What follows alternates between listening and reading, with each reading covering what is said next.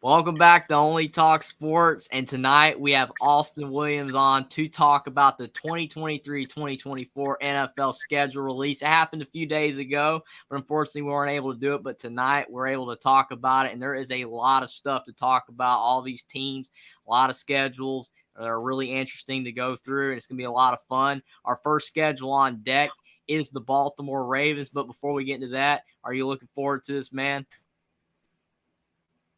Yeah, I'm looking very forward to this.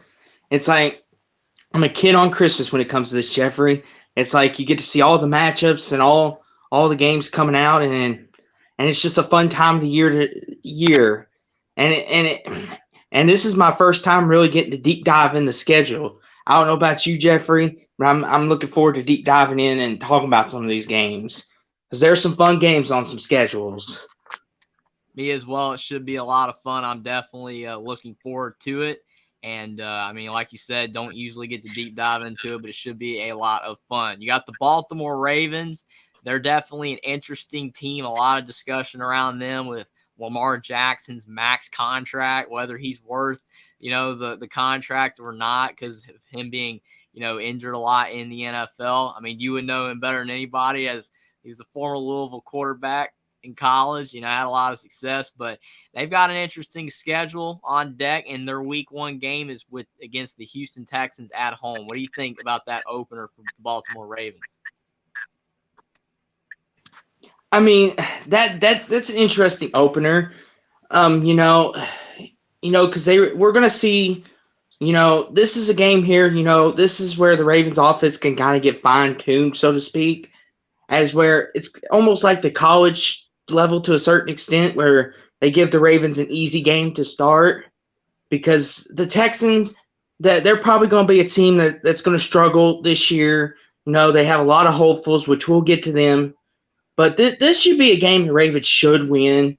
Lamar Jackson should flex his muscles. Zay Flowers and Odell coming off that ACL injury. This is should be an explosive offense. I think the Ravens should take care of the Texans. I think the NFL did them a favor by giving them the Texans to start. Give them Lamar an easy game back in. Yeah, I would agree with you 100%. I think that, looking at the Houston Texans, they got some nice pieces. CJ Stroud, they drafted him, and they have Will Anderson, but that's a young team. It's very youthful, and they were awful this past season. Only anywhere to go but up. But like you said, it's on the road at Baltimore. I think this is about as easy of a win as you're possibly going to get in week one. So if you're Baltimore, if you want to make the playoffs, obviously way too early to start talking about playoffs and all that. But if Baltimore is going to be a playoff team, they can't lose this game. You got to start out the season with a win, and they should win this game. Now, you've seen crazier things in the world. Maybe C.J. Stroud goes out to throw for 400 yards. Who knows? But Baltimore should win, and like you said, it should be a game that could really help get their feet wet and start their season out right. Now, their next game, though, is a little bit tougher. They have in week 2 at Cincinnati.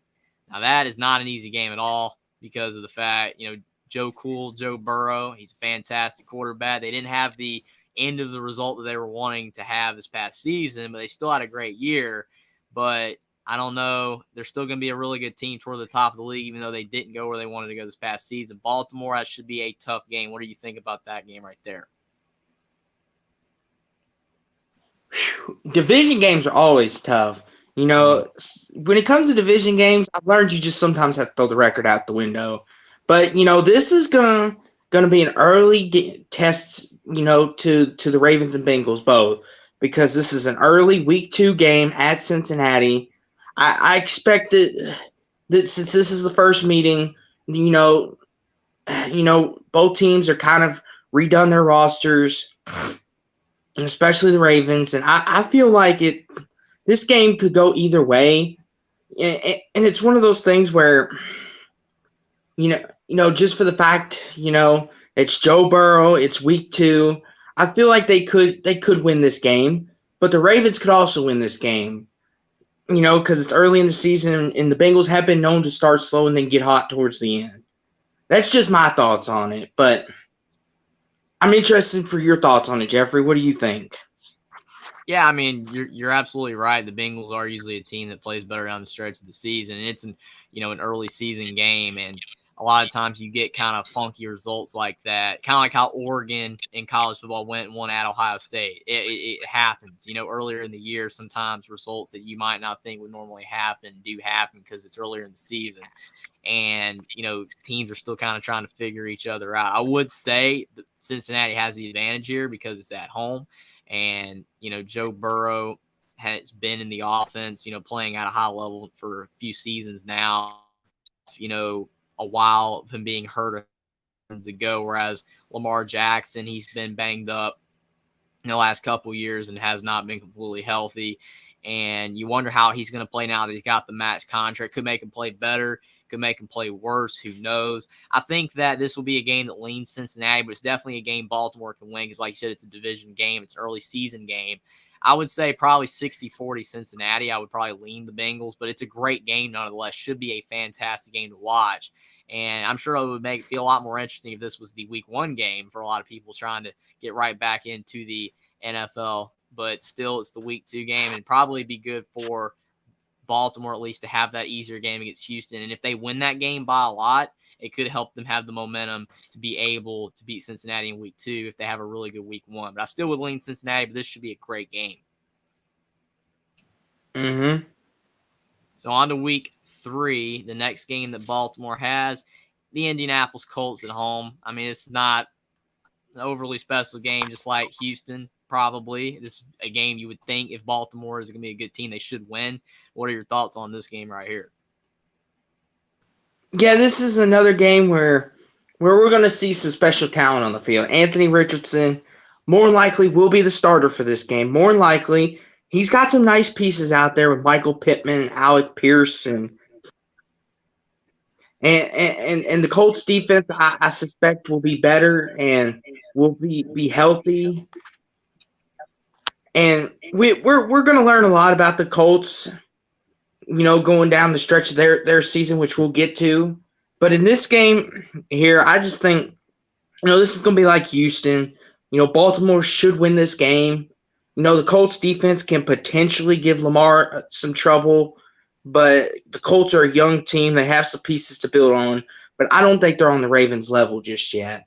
I think the Ravens, if they want to be a Super Bowl contender, this is a game they got to win. What do you think, Jeffrey?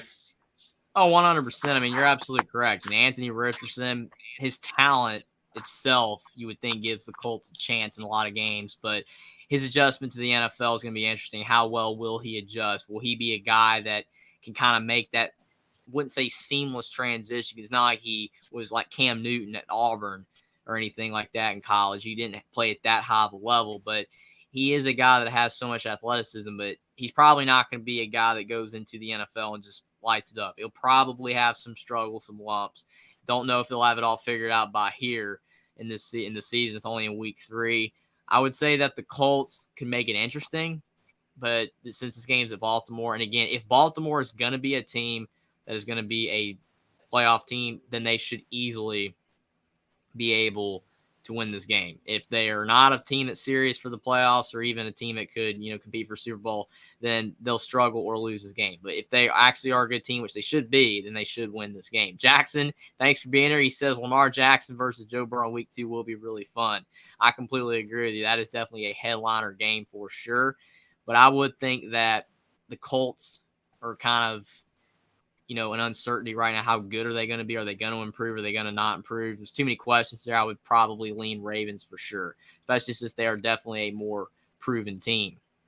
Next game, you've got at the Cleveland Browns. This one's interesting. Maybe not a slam dunk, easy win, but it's going to be interesting here. What do you think about Baltimore at Cleveland? Now, this one here, this one, this all hinges on Deshaun Watson. And what the Browns could be. Because Deshaun Watson, if he plays the full season and stays out of trouble and stays healthy, the Browns have an unlimited potential of ceiling as how far they could go. And, this is in Cleveland, early season, there's always that chance you could catch one early, catch them slipping, as the kids like to say, because the Ravens may not be looking at them as serious of a threat early on. But this is a game that you kind of bounce back and forth on. The defense for the Browns is still going to be really good. You got Myles Garrett and Garrett back there. He's going to be coming after Lamar. Can the Ravens O-line hold up against that pass rush? Can Nick Chubb and Deshaun Watson and Peoples-Jones, and can that offense take a step forward? And,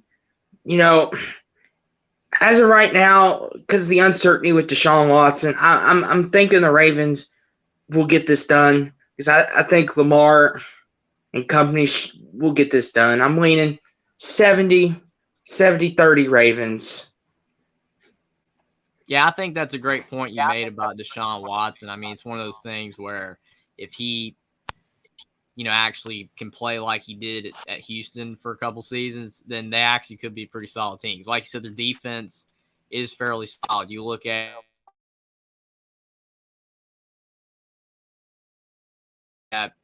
obviously the Tampa Bay Bucks that was a low scoring game between the Bucks and the Browns. Their defense is really solid. They can hang with a lot of teams in the NFL, slow you down, especially like you said, Myles Garrett. He's an excellent pass rusher.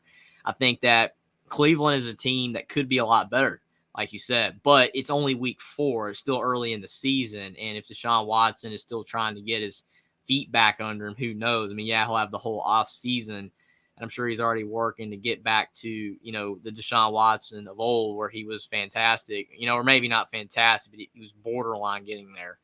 I think that Cleveland is a team that definitely could get this win. I could see an upset here. I really could, but I would still probably say, again, if Baltimore is going to be a team that can compete for a playoff spot in a Super Bowl, they should win this game.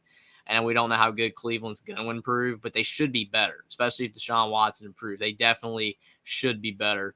But I think it's a underrated game, but I do think that Baltimore should win. The next game that has more intrigue as well, you've got Baltimore at Pittsburgh. This is definitely a historic game. Definitely, one of those games you see on the schedule, like the Ravens and Steelers, two teams that hit hard. And obviously Pittsburgh, no more Big Ben. He's been gone for now over a year. Pittsburgh's not the team they once were, but they have some bright pieces. You could definitely see an upset. It's always tough to win at Pittsburgh. Probably would be a bit tougher if it was, later in the season, like if it was, a game that would probably be in colder weather. I know Baltimore can play in the cold as well, but still really tough when it's really cold up in Pittsburgh.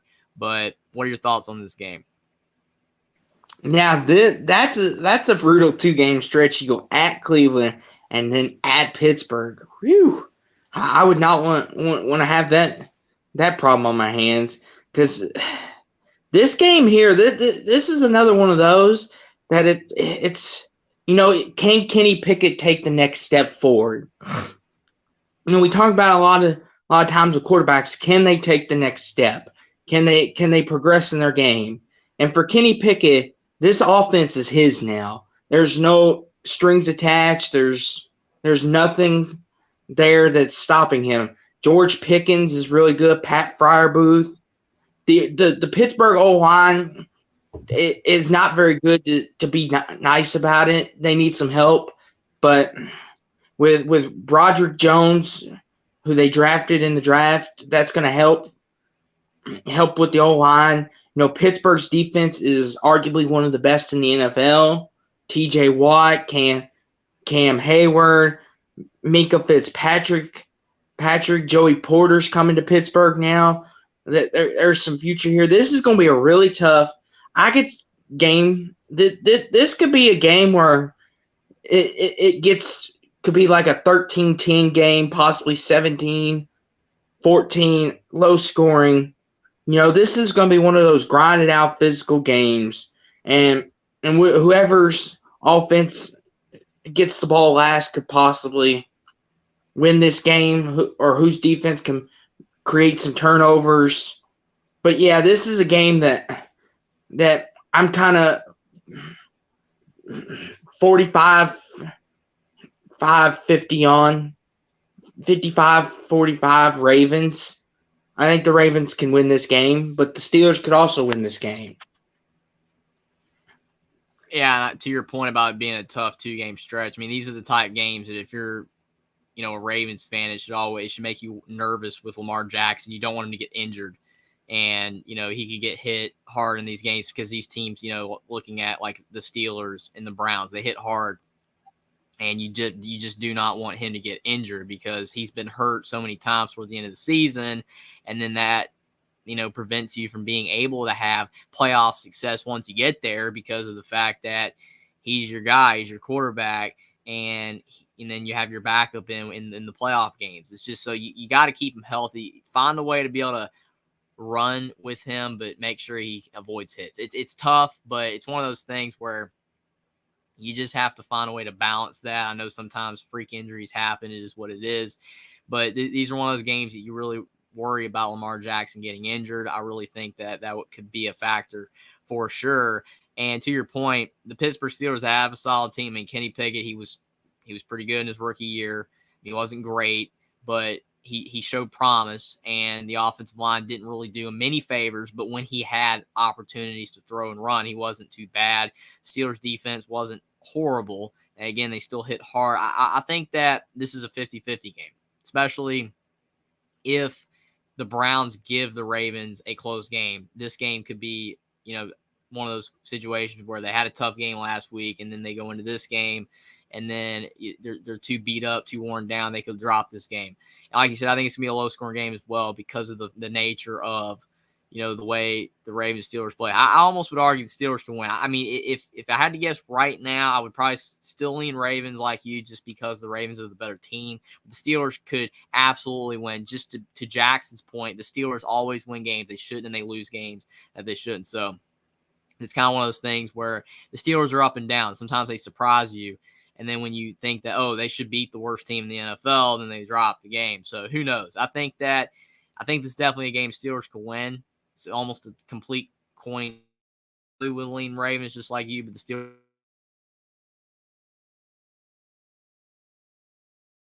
could very easily win for sure. Jackson also said Indianapolis Colts will be a good one. While the Colts are rebuilding 2023, so they will get buzz handed by the Ravens. So definitely not too confident in them. Very interesting there. So on to the next game in week 6. This is a big game to your point that you mentioned before we started. This is the game. It's not in America. It's 9:30 a.m. Tennessee Titans. This is interesting just for the locality of it. What do you think about this one?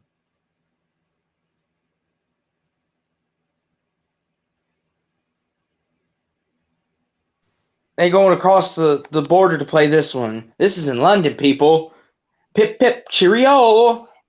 We're going to see some Titans and some Ravens football. But, yeah, this is a really interesting game because we don't know what the Titans are right now. We don't know if Tannehill is going to be starting, if Malik Willis is going to be the starter. They drafted Will Levis. The only thing certain for the Titans is Derrick Henry is still King Henry. He's still gonna run that ball down your throat and get his yards and get his touchdowns. Titans defense, they still got big Jeff Simmons, and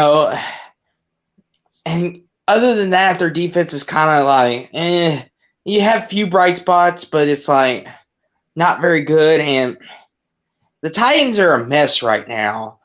I would think the Ravens, should take care of business here, but if I had to take a guess, but Tennessee's always another one of those teams. They kind of just show up and beat teams that they shouldn't.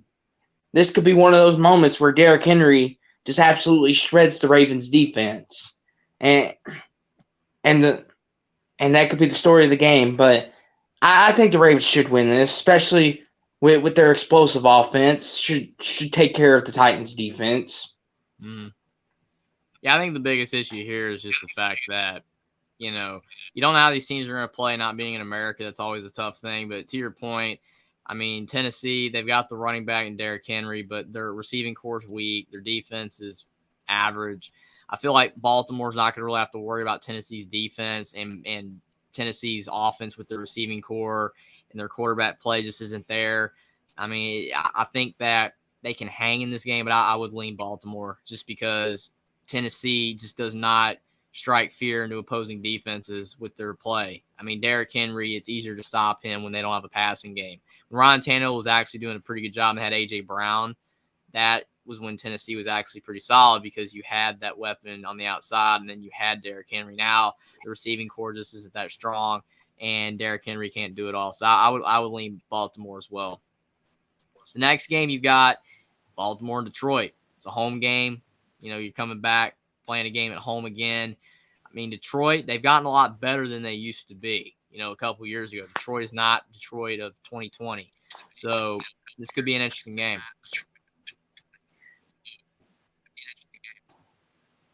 Yeah, this game here, it has some intrigue to it because everybody remembers in 21, Justin Tucker, 66 yards, doink, and it bounces in, and Detroit has another heartbreak. And now they're going to Baltimore, and the Lions, which we'll get to them. They've got an interesting opening start to their schedule. We're going to learn a lot about the Lions. I think this game here has potential to be a shootout because that Lions offense is really, really good. Mm-hmm. And I think we could – and that's crazy to think that the Lions finally have an offense, but they do. With 2023, the Lions have an offense, people. But I think in this game here, I'm thinking Detroit could win this game. Right now, I'm leaning Detroit. I think they got a lot of momentum in their way, and I think that they want to beat Baltimore after what happened in 21 when they got beat on that long field goal kick. They want to revenge that. They want to prove that they should have won that game, and here's their chance. So I'm leaning Detroit this game, but the Ravens could win though, just for the fact Lamar Jackson can make strike fear in any defense he plays. What do you think, Mr. Jeffrey? That's definitely a good point. I mean, the doink, you just can't forget about that for sure. I think that, like you said, Detroit is much better than they used to be. The fact, like you said, they have an offense, is incredible because, 3 years ago, they were one of the worst teams in the NFL. They had no offense. So they're much improved. And I think that they will want revenge on their mind. It's always tough to win in Baltimore, though. They are a good team at home. They can lose at home, but I think they've lost more often than not at home when they don't have Lamar Jackson. So as long as Lamar Jackson's still healthy by this time in the season, then I would say that Baltimore will find a way to win, despite the revenge factor, despite the fact Detroit is improved, because they are definitely improved. But I would still feel like Baltimore will find a way because it's at home. Now, if Lamar Jackson's not healthy or he's not playing, I think Detroit will win. But as long as Lamar Jackson's healthy, I think they will find a way to win this one. It should be close, should be a good game for sure. Definitely a much better game than that we have seen in the past with Detroit, not being that good a few years ago. Next game, at Arizona. Arizona is a team that is not in great shape right now toward the bottom of the NFL. Do you see any chance for Arizona to beat Baltimore? Not really, I get it. They lost Kyler, which sucks. He is their franchise. DeAndre Hopkins, is still the one piece there that could maybe give the Ravens defense a problem, but the Ravens should win this game. Should being the key word. Right now, I think the Ravens should win this game. There should be no more discussion on this game because I feel the Ravens should win this game. But there is always that potential, that maybe like you've mentioned several times, Jeffrey, Lamar's not healthy or they're missing some key pieces on defense that maybe the Cardinals could have a chance. But I think the Ravens should take care of business here. This is another one of those games for the Ravens. This is a gotta-have win. They lose this game, there's no excuse. Oh, yeah. If Baltimore's losing this game, then they're not having a good season at all. To your point, if Lamar Jackson's not healthy, they could drop this game. But Arizona's a team that is not in great shape right now. They are definitely rebuilding. How much longer they're going to be rebuilding, we have no idea. Is Kyler Murray the future? We'll have to see. Kyler Murray's usually a guy that plays better at the beginning of the season. He starts to taper off around the midway point, so this could be like one of his last games that he actually is playing at a high level. Who knows? But I would say Baltimore should easily win this game if they are a good team, because Arizona is not in the greatest shape right now. Next game, you got the Seattle Seahawks. Now, this game right here, Seattle's a team that is, in better shape than Denver. The fact that Russell Wilson's now at Denver, and they are not doing very good. But Geno Smith, hey, wasn't too bad. Took Seattle to the playoffs. Wait a minute. Yeah, let me pause you real quick. Denver's not cooking over there? Russ ain't cooking in Denver? I thought he was going to go cooking over there. This is oh my. I did not know this, Jeffrey. Well, I guess that's what happens. Anyway, continue your point. Just wanted to make sure. Yeah, you're good, man. It's kind of one of those things where they traded too much. It's kind of like with Kevin Durant and the Suns. You just traded too much to get Russell Wilson. I mean, you look at Seattle. I mean, Geno Smith took them to the playoffs. They went 9-8. They didn't have a bad season.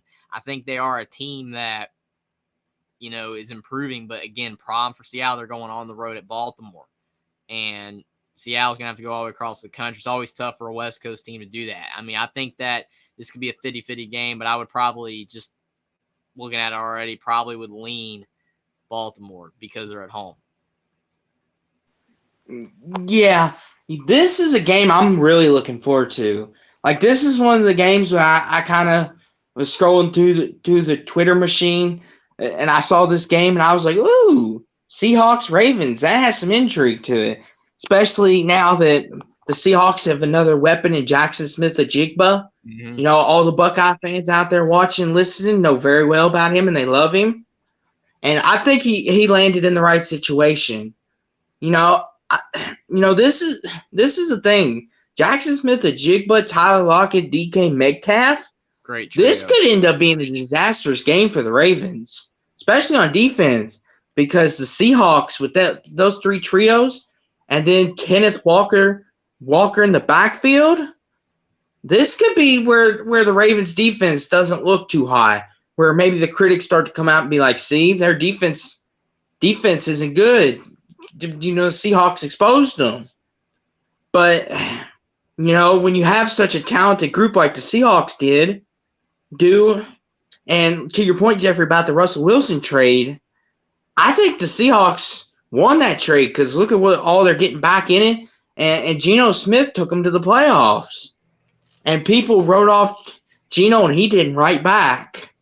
And this is a game that I'm leaning Seattle. I know it's in Baltimore. I know it's tough, but Seattle's got me believing that they could be a contender to win the NFC West this year, which we'll get to that later. But I'm leaning Seattle this game. I think they have too much weapons, and I think this is where the Ravens defense kind of hits the lull. Yeah, I mean, that's a great point. I mean, you almost got me wanting to flip what I just said and go over to Seattle, but still, it is at home. I kind of feel like Seattle having to go on the road will still be tough. I'd probably lean Baltimore 55-45, but definitely a coin flip game. Mostly, a lot of these are actually coin flips. Like Baltimore could be at this point in the season like 5-3. I mean, they're probably not going to be 8-0. There's no way because you got the Cincinnati game, a lot of tough games that you could drop.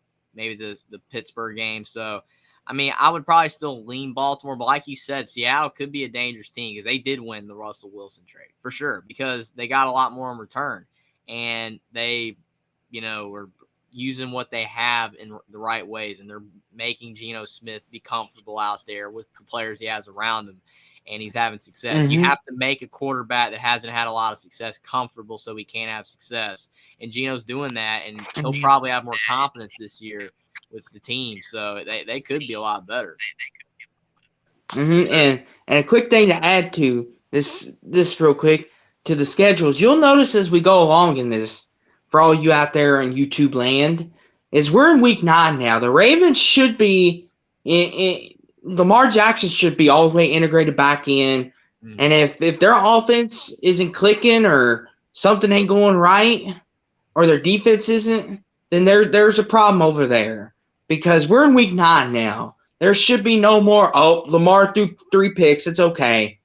He should – like, it's okay if it's the first couple weeks, he's just getting back in it. But week 9, if he's throwing 3 picks, there might be some questions to be raised. But continue on, Jeffrey. Yeah, I mean, it's definitely all great points for sure. Like I said, I think that this is one of those games. It's a swing game for sure. If Baltimore could win or lose, I still think potentially they could win because it's at home, like I said before, because of the fact that it's tough for a West Coast team to do that. But Seattle could get it done. But this will be a big game for both teams that could potentially help propel them, as a higher seed in the playoffs or even a team that's going to make the playoffs. I think both these teams are probably playoff teams, but this could really determine the seeding for sure for both teams. This is a very important game for both teams. Should be a great game on the calendar. Week 10, you've got Cleveland again. This time it's at home. Probably you would feel like because of the fact that we were kind of about split on it, whether Cleveland could win, at home against Baltimore. Now Baltimore's going to be at home. As long as Lamar Jackson is in the lineup, you would think that Baltimore will be able to, especially if they lose to Cleveland earlier in the season, get the revenge game and win this one. Yeah, division games, normally you have a split a lot of times, unless the team in your division is bad, and then you should just sweep them. But I'm with you, Jeffrey. We kind of lean Baltimore. So I'm kind of thinking, this could be a game where Cleveland could, flip the script and go to Baltimore and split the season series. But this will be really interesting because, is Deshaun going to be there? Because, Deshaun with his troubles, if he's not there, then that kind of hurts the Browns. But yeah, this isn't Baltimore. The Ravens could possibly sweep them. There always is that potential, but I'm leaning towards the Browns on this one. I think the Browns. I'm about 55-45 Cleveland. I think the Browns should win this game, especially since I had the Ravens winning the first meeting. I think they win one in each other's homes. Yeah, that's a great point. I mean, I kind of feel like they'll split regardless whether, like you said, whether Cleveland wins this game or if Cleveland wins their game at home. Either or, it doesn't really matter. I just kind of feel like this is a split series. To your point as well, Deshaun Watson, I mean, if he's out in this game, they're not winning. If Lamar Jackson's out, I still feel like Baltimore could win. So it's definitely more important that Deshaun Watson is in and playing at a high level for Cleveland in this game. He should, as long as there's no issues. I feel like still, though, this is one of those games where what the first result, like we said, whatever happens in that first game is going to determine what happens in this one. So if Baltimore, is able to beat Cleveland on the road, like you said, Cleveland could come back around. But if Cleveland wins at home, then you feel like Baltimore will get the revenge at home. So it's probably a split series, so it should be very interesting there. The next game, you've got your primetime Thursday, 8:15, the Cincinnati Bengals at home. And this is one of those ones, again, possibly you could see the Bengals sweeping Baltimore. It's kind of tough to do that as well, especially considering the fact you look at, Baltimore having to go on the road at Cincinnati. It was early in the season. We probably both lean, I think, Cincinnati on that one. You kind of feel like maybe Baltimore would find a way to get Cincinnati back at home in this one. But, I mean, Joe Burrow, yes, the offensive line for Cincinnati is still not the best. The pass rush for Baltimore could get to Joe Burrow, but still Cincinnati's pass rush could get to, Lamar Jackson. It's an interesting game. I think this one could be another swing game, but since it's at home, I feel like maybe Baltimore can get, revenge on Cincinnati after Cincinnati potentially beats Baltimore at home, and maybe Baltimore find a way to win. It should be a loud crowd. It is a Thursday night. It's not like a Sunday night or anything, but still, it should be a good crowd in a primetime game. What are your thoughts? Yeah, this game, our first primetime game on the schedule, 8:15 Thursday night. So it's going to be a short week. We got to keep that in mind for the people at home. It's going to be a short week, and anything can happen on a short week. Early in the season, I think me and Jeffrey both kind of leaned in favor of Baltimore, but we also, Didn't rule out the possibility that Cincinnati could have won. They had 3 great games last year. Everybody remembers the playoff game. Tyler Huntley tried to jump over the pile, loses it. Sam Hubbard takes it back the other way. I feel like in this game, it's almost like the Browns. I feel like we're going to have another split on our hands. I don't think anybody in the AFC North is gonna sweep. I feel like they always split, and I think in this game they split again. And I think they'll split again. And I think the Bengals come back around with the bright lights on and win. I think the Bengals will win, but there is always that possibility that the Ravens could sweep. Possibility. Can't rule it out. I mean, it's possible. I think either team could sweep. I mean, both teams are talented enough for that to occur. But you just feel like, especially if Cincinnati wins their home game, Baltimore will as well. But it almost seems too predictable. Like you think something bizarre could happen. I mean, it's the NFL. It's never goes as planned or scripted for sure. It should be a great game. Definitely one of the headliners, especially for both of these teams. And I think that, with it being a night game, it should be, like you said, short week as well, plays a role. But if Baltimore's crowd's really into it and Cincinnati won the first game, feel like Baltimore will find a way to win the second one. But should be a big key game for both teams seeding potentially in the playoff. Now, this is a sneaky one. Baltimore at Los Angeles. This is one of those ones where it's the reverse, where Seattle having to go to Baltimore. This one's Baltimore going to the Chargers. This is a night game, even though technically it's kind of almost late afternoon game on the West Coast. This is one that even though the Chargers, I know, have always found ways to lose games like this is one of those games where you feel like Los Angeles can make a statement win with Herbert, and maybe that Los Angeles can find a way to win. Yeah, this is a Sunday night game. Mm-hmm. This is the bright lights. Everybody's watching this game. This is how they say you make your reputation on this one. And this is a sneaky good game. I feel like, like you said, Jeffrey, the Chargers have had a history of, charging it up. Sorry, Chargers fans. Last year was a prime example. You had Jacksonville dead to rights, and you lost that game. I feel like in this game, this is going to be a show. This is going to be Herbert and Lamar, 2 gunslingers going at it. I could see this game being in the high 40s, low 30s. This could be one of those where the defenses are just non-existent, and it's whoever has the ball last. And I think this is a game that I think the Chargers can win. I'm leaning the Chargers on this one. I think this is Justin Herbert landmark game to prove that he belongs with Josh Allen and Mahomes, and he belongs up there with Lamar. I think this is landmark. I'm leaning Chargers on this one. I think the Chargers just have too many weapons, and I just think that the Chargers defense will be able to help enough, and I'm leaning Chargers. But the Ravens could always win this game just for the fact that they have Lamar, and Odell's going to be there. They have an incredible running game with J.K. Dobbins, Gus Edwards. This could be flip-flop, but right now I'm 55-45 in favor of the Chargers. I think the Chargers win at home. Yeah, I would agree with you. I think that it's a close potential 50-50 game.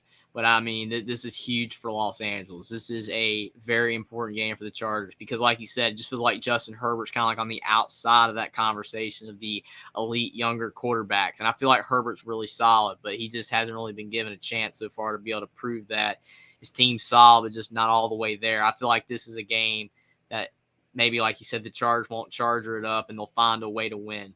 I think that they'll find a way to get it done. It's going to be tight. I could see Baltimore definitely winning, but I feel like maybe the Chargers could get it done. It should be a great game, though. Next, you have the Rams going to Baltimore. Yeah, I mean, the Rams, it's a far cry from the Super Bowl Rams. That ship, unfortunately, has sailed. I mean, I don't know. I mean, maybe the Rams might be better this year with less injuries. I don't know, but you probably feel like Baltimore would win. Yeah. Not to spend too much time on this one. the Rams, they went all in and they put all their chips in the middle of the table. They got Odell. They got Jalen Ramsey, which he's gone to Miami. And now that's a big piece lost on the defense. But when you got number 99 on the field, Aaron Donald, he has the potential to wreck a game any time of the day because he's arguably one of the greatest defensive players to ever do it. I don't think that's stretching it. But when you're playing Lamar Jackson and these Ravens, especially in Baltimore, it's a tough ask. And how healthy is Stafford going to be, and how good's that Rams offense going to be? Is because we know Cooper Kupp's going to be the vocal point. Do they have enough pieces around him to help him? Is the Rams O-line going to be good? Is their defense going to be able to continue to be great? Right now, you want to say you never want to count out the Rams just for the fact that Aaron Donald could single-handedly win you a game just by him being one of the best pass rushers ever. But it's a two-way street. You just feel like this is a game the Ravens should win, and it's Week 14. It's going to be cold in Baltimore, and I feel like them Cali boys don't play good in the cold. I'm leaning 70-30 Ravens. I feel like the Ravens should win this game, but there always is that potential that Cooper Kupp shows up and makes like 8 catches for $150 and a touchdown, and they do just enough to win. But it is in Baltimore late season. Could be snowing, could be raining. I just don't feel like the Rams can play up to that. What do you think, Jeffrey? Man, you made some great points. I think that Cooper Kupp's a fantastic receiver, but him being the focal point of the offense puts a lot of stress on him, which is why he was banged up at the end of this past season. If he doesn't get any help around him in the receiving core, he could get banged up by this point in the season again because he's having to take so many hits because he's catching the ball and all the attention's going his way. I don't know. I mean, hopefully for him, he won't be hurt, but he's going to need some help. Matthew Stafford, like you said, the O-line for the Rams is not very good. And Stafford was banged up this past season at the end of the year. If both Kupp and Stafford are hurt again, that would give the Rams no chance at all.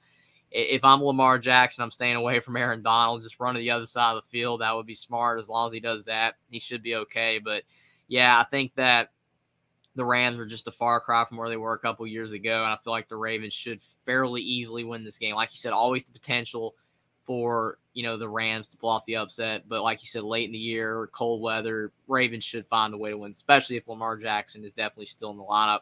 Up next, got another interesting game Sunday night, 8:20, Jacksonville Jaguars. It's at their place. This is one where I feel like Baltimore might fall short again, just like with the Chargers. This is a tough game. I mean, Jacksonville's improving, and this is another one of those you feel like statement games for Jacksonville that they want to prove that they are a legitimate team. Trevor Lawrence is a great quarterback. I don't know. I think the Ravens could win this one, but I actually would lean Jacksonville here. Yeah, we're off to Duval County. That's always funny. But this is a really sneaky good Sunday night game, Jeffrey. Mm-hmm. As we go along in the schedule, we'll see some Sunday night games where we're like, I don't know why that's a Sunday night, or ooh, that could be potentially a good Sunday night to great. This here is a sneaky one because, Jacksonville has flown under the radar. They finished the season last year, won the AFC South,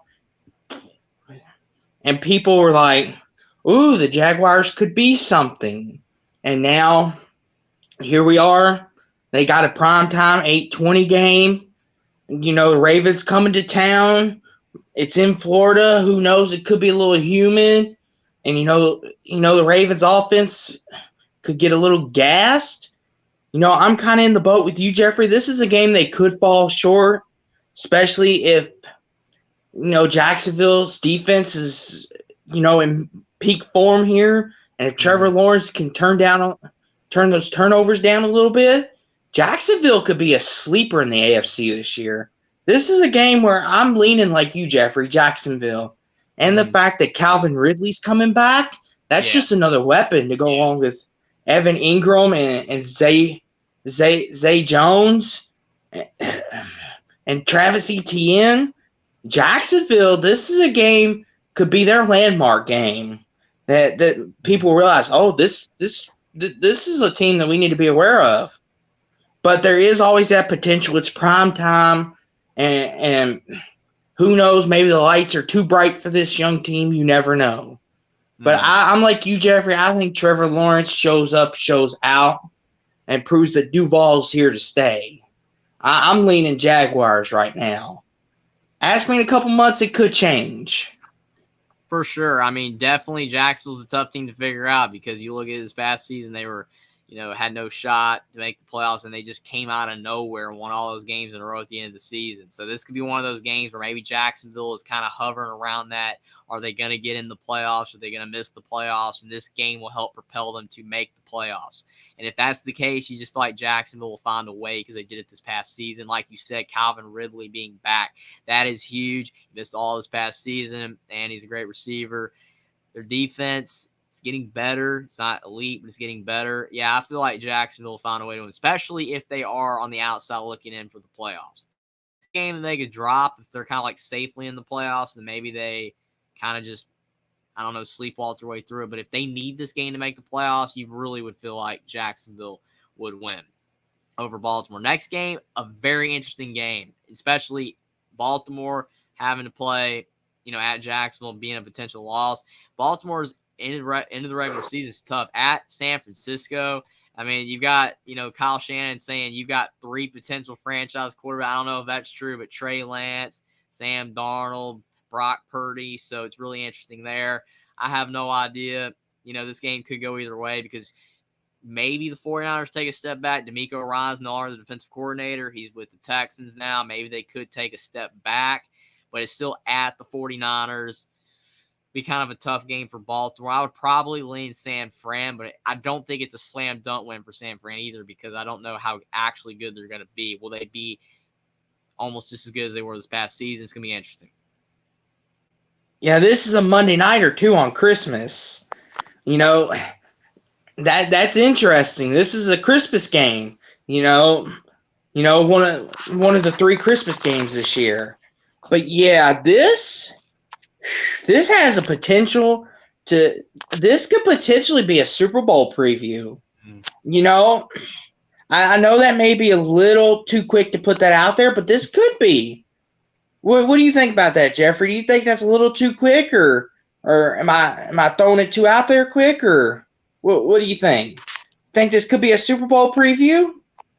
I mean, it's not a bad guess for sure, but especially considering looking at Lamar Jackson. If he's healthy for a full season, I feel like Baltimore could be a Super Bowl team. They could be. We just haven't really seen that. And San Francisco, I mean, with Brock Purdy, presuming that he's the starting quarterback, I mean, they were advancing in the NFL playoffs, and then he got hurt, and that ended their run. But, I mean, it's not out of the equation. It's not impossible. I mean, is it a stretch? Possibly, because you have the Chiefs still. You have the Eagles still out there. You've got Cincinnati. There's a lot of good teams, but it's not impossible. And to say that shows you both teams are pretty solid. So I wouldn't think it's impossible by any means. Yeah. And, if this happens to be a Super Bowl preview, this could kind of be that game where they get to know each other. Like, you often see in the regular season, when teams play each other again in the Super Bowl. Take the Buccaneers and Chiefs, for example. The Chiefs, Tampa Bay figured out the blueprint on the Chiefs. They were able to stop Tyreek Hill after he torched them. This could be one of those games where either team looks back and say, that's what they do really well. If we meet this team on the other side in the Super Bowl, we know we need to do this. But we're a long way away from that. So let me contain myself. But this game here, it's going to be interesting because you got Brock Purdy, you got Trey Lance, Sam Darnold. There's going to be some competition for the QB spot in San Fran. Their defense is elite. Fred Warner, Trey Greenlaw they're a very, very solid team. Samuel Womack emerged towards the end of the year. this is going to be very interesting. Then on the offensive side for San Francisco, you got George Kittle, Brandon Ayuk, Deebo Samuel. Just an embarrassment of riches. This is going to be a fun game. But right now, I'm McCaffrey, leaning I mean, San Francisco. his trade over from the Panthers was huge because of the fact their running back room was like their weakness on offense. And then they got him, like you said, along with Kittle and Ayuk and Deebo Samuel. I mean, that offense, those 5 players when whoever they have at quarterback, whether it's Jimmy Garoppolo when they had him, or now Brock Purdy, and then the running back and the receivers, their offense is one of the best in the NFL by far, for sure. Yeah, this is going to be interesting, but I'm leaning San Francisco. I think the Niners, they win. I think the Niners, I'm about 60-40 on the Niners. But this is another game Lamar and company could squeak out, But I'm leaning San Francisco right now. San Francisco tends to get hot down the stretch. Yeah, I would agree with you. I feel like, Baltimore, it could win this game, but San Francisco, they have a deep team, on both sides of the ball. You mentioned the plethora of defensive guys that they have, like Fred Warner, Bosa, and they got great players. They have got fantastic defensive players. So, I mean, it's at the 49ers. They've got a great crowd. They should win. It should be a good game, though. I think Baltimore could definitely give them a run for their money. Like you said, the fact it is a Christmas game, Jackson's excited about it. Christmas Day is going to be fantastic this year, especially with the Ravens and Niners going against each other. I completely agree. Also, you said earlier, Lamar Jackson for Trevor Lawrence on NBC Sunday night will be awesome. But I do think, being a Christmas game, that adds a level of intrigue to it now that we've got Christmas games consistently now. It's interesting, but I think the 49ers will find a way to win. Should be a great game. Like you said, maybe a potential Super Bowl, preview. Who knows? And then you've got the Miami Dolphins right after that. And this is at home. Baltimore's had a really tough stretch last few games we've gone through. If they lose like 2 of those last 3, this is a really important game for Baltimore, depending on what their record is. If their record is like something in the neighborhood of 10-6 or something like that, or like 9-6, this would be an important game for them to make sure that they win, to be able to secure their playoff spot if that's what their record is. Miami's a team that has a lot of question marks right now because Tua Tagovailoa, will he be able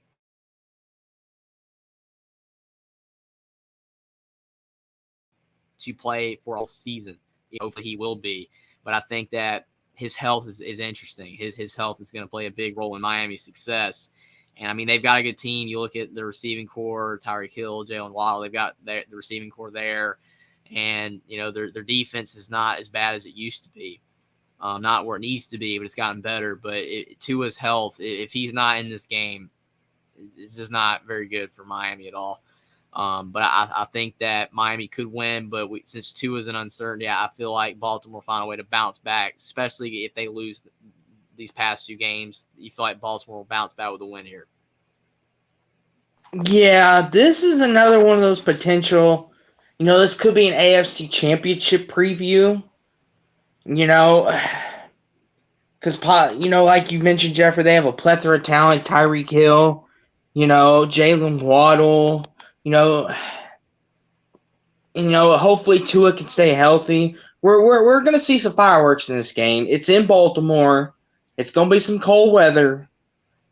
Right now, like you said, Jeffrey, depending on the Ravens' record, and it all depends on the fact of what the AFC North could be. They could be fighting for their division. It's gonna be very interesting, but I think the Ravens win this game. I think that they're going to run the ball, going to keep the ball away from that explosive Dolphins offense. I think I'm leaning Ravens this game. I think they get it done. I'm about 70-30 in favor of the Ravens. I know that's a little bold, but I just feel like this is a game the Ravens are going to win. Yeah, I think that's a great assessment for sure. Like you said, it's not impossible Miami can win, but just there's too many factors kind of against Miami. The uncertainty around Miami, we're just not 100% sure if they're going to go out there and be able to beat Baltimore at Baltimore in the cold. It's going to be definitely a tall task for sure. Jackson says 3 NFL games and NBA Christmas Day. I feel like a kid on Christmas morning. That's funny for sure. Definitely will be looking forward to that when Christmas Day comes. And Jackson also says, I hope Tua will be healthy this season. Most people are for sure definitely praying for Tua hard that he will be able to make it this next NFL season and be healthy. In the last game for Baltimore Ravens, you got the Pittsburgh Steelers, the rematch. We kind of both leaned, I think, Steelers, being able to win at the Steelers. So you feel like Baltimore would find a way to win this one as well, be able to split the series. Like you said, usually divisional, games that you split them. In Baltimore, you feel like at home would find a way to be able to beat Pittsburgh in the final game of the regular season. But what are your thoughts on this one? Yeah, this is a Week 18 game. Depending on how the division's going, playoff race, this game could mean everything or it could mean very little. But it's always a division game. Divisions games are always fun. To your point, Jeffrey, we both kind of lean Baltimore. We could kind of see, I'm kind of leaning, we could lean towards Pittsburgh to get their get back, so to speak. But this will be a really interesting game. But, it's division, Week 18, there's always a lot in stake, because what if Baltimore is one game away from being in the playoffs and Pittsburgh has a chance to ruin that? They would love to do that, be the team that ruined the Ravens' chances to get in if things don't go their way, or possibly ruin their chances to win the division, or Pittsburgh could win the division for themselves or make the playoffs themselves. There's so many variables, and could be a split, and it's Week 18. You never know. But I'm looking forward to this game. Yeah, I agree with you. It should be a great game. I mean, like you said, I think there's the potential for Pittsburgh to be able to spoil the Ravens' party, especially depending on where the Ravens are in the standings. But, like you said as well, I mean, it's going to be very tough, for Pittsburgh to get it done. I still feel like the Ravens will win this one. It's possible Pittsburgh can get it done. They definitely, as Jack said earlier, are a team that can sometimes, surprise you and beat a team that you don't think that they should. But I do feel like that Baltimore will find a way for sure. So I guess on to the next team here, Baltimore. I mean, how are we feeling? I mean, think that their schedule's not too bad? Is it not too hard? I think it's a moderately tough schedule, especially toward the end, but I think it is manageable enough for them to make the playoffs. What do you think? Yeah, I can get with that. They've definitely got some games in there that they are going to test and see what they are. And, can Lamar stay healthy? That's the big question. They really don't have one of those cupcake schedules where they get to play teams where it's an easy week, and they don't really have any of that, which we'll get to some of those teams where it's going to be like, yeah, they should just win this, or we'd lean in that way. But I think for the Ravens, we're going to learn a lot about them over the course of the season. I think this schedule is moderately going to challenge them. But I'm looking forward to watching the Ravens this year. It should be fun. Yeah, I think that definitely is a good assessment that you pretty much hit the nail on the head for sure. So now our next team that you've got on deck here, you've got the Bengals, the Cincinnati Bengals. And, I mean, they're a team that they have a lot of talent. They have the potential to, do some big things, this season. But in their week 1 game, you have at the Cleveland Browns. Now, this is interesting because it's in-state, rivalry in week 1. So, I mean, always, a tough game that both teams are going to play really hard. And, Deshaun Watson will be his first game of the season, just like with Joe Burrow. But Joe Burrow is established. Deshaun Watson isn't. I think that's interesting. I don't know. I mean, this is one of those where you just kind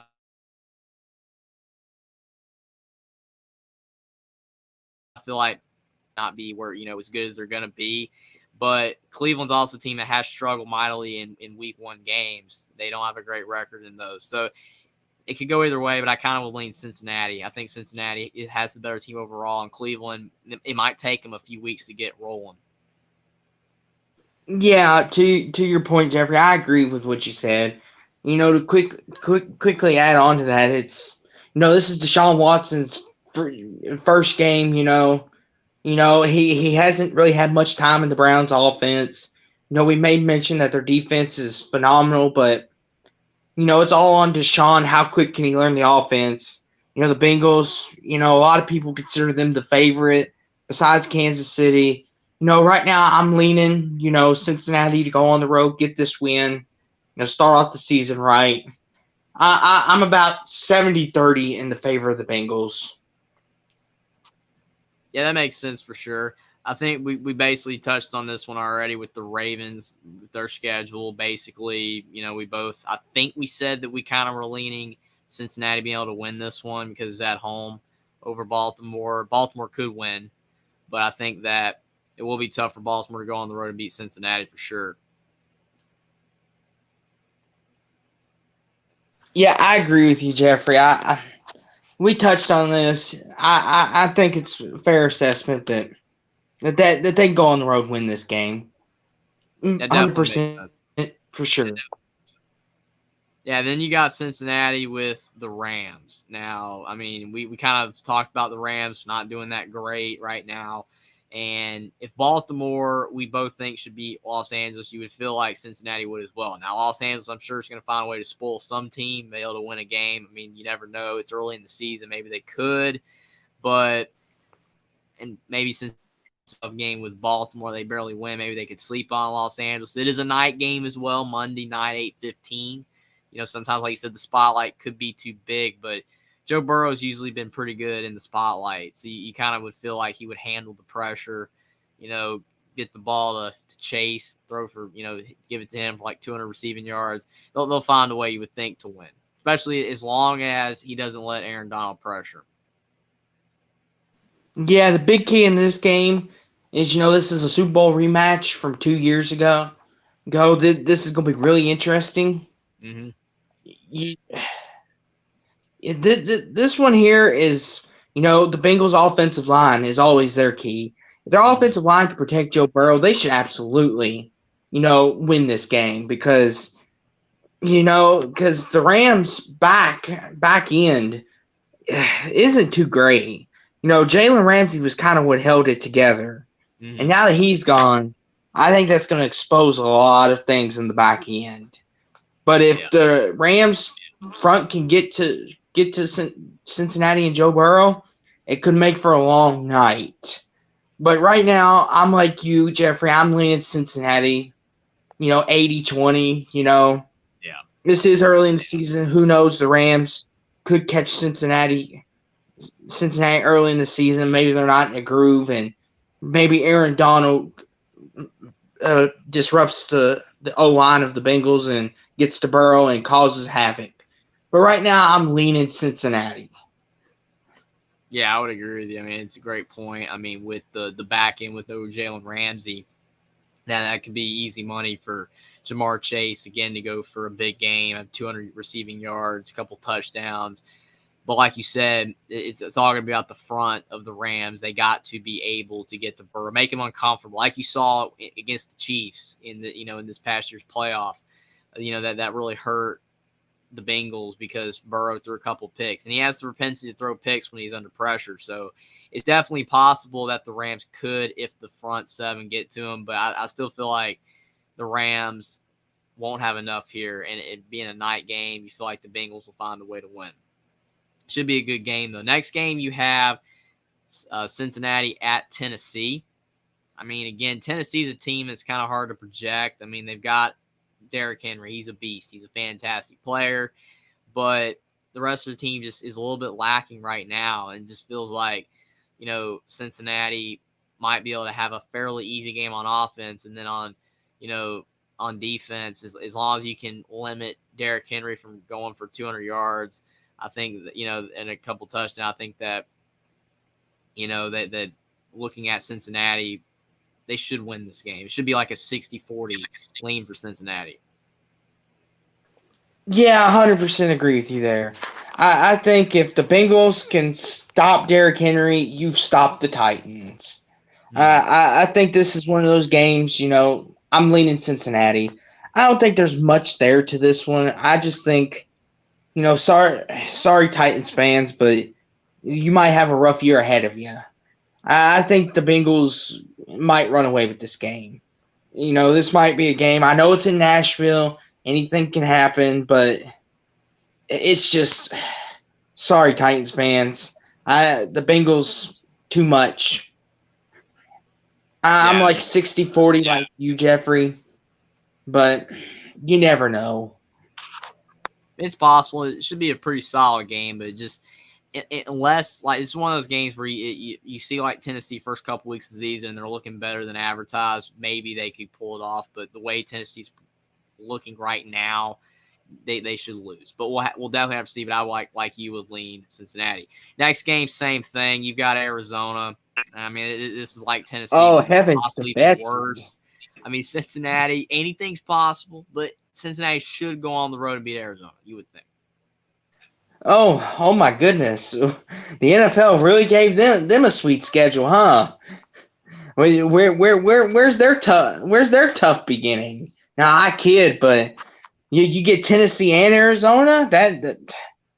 All right, but in this game here, it's at Arizona. The Cardinals, they do have some nice pieces on defense, but let's be honest here, Cardinal fans, if you're watching. Cincinnati's gonna have a field day with that defense. And with Kyler not being there, that's really gonna hurt their offense. And I feel like that's gonna make the Bengals defense look like one of the best. And yeah, I'm leaning like 80-20 Cincinnati here. Anything's possible, but I just feel like the Cardinals, they're just not there. I think the Bengals should win this game, but DeAndre Hopkins could possibly change it, but I'm 80-20 leaning Cincinnati. Yeah, 100%. I mean, Arizona, I mean, they could be better. I mean, maybe they're a team that could surprise people, but until we see it, it's just hard to predict that they can win, even though it's at home. I mean, they've just been a team last couple of years that's just not been trending in the right direction, and they got a new coach. It's going to be taking a while to potentially get that new system in place. You would think Cincinnati would be able to go on the road and win fairly easily. I'm with you, probably 70-30.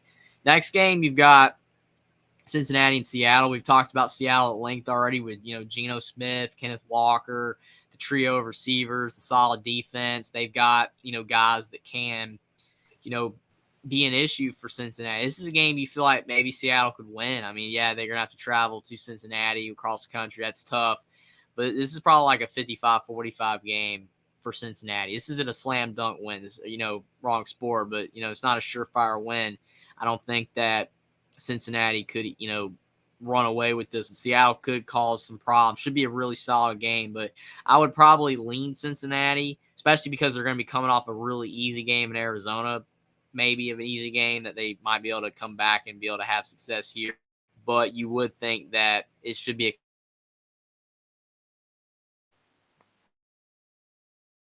close game either way, but I would. Yeah, in this game here, Jeffrey, I'm the opposite of you. I'm going leaning Seattle. I think Geno Smith, that offense, I think this is a game that they shock some people. I'm leaning 55-45 in favor of Seattle. I think this is a game where Pete Carroll flexes his muscles here and beats a team, Cincinnati, and puts them on the map. I think Seattle. I'm leaning Seattle to win this game. I think their offense is going to do enough to make that Bengals defense look not so great, and I think that's going to be enough to beat the Bengals. But I'm leaning Seattle right now.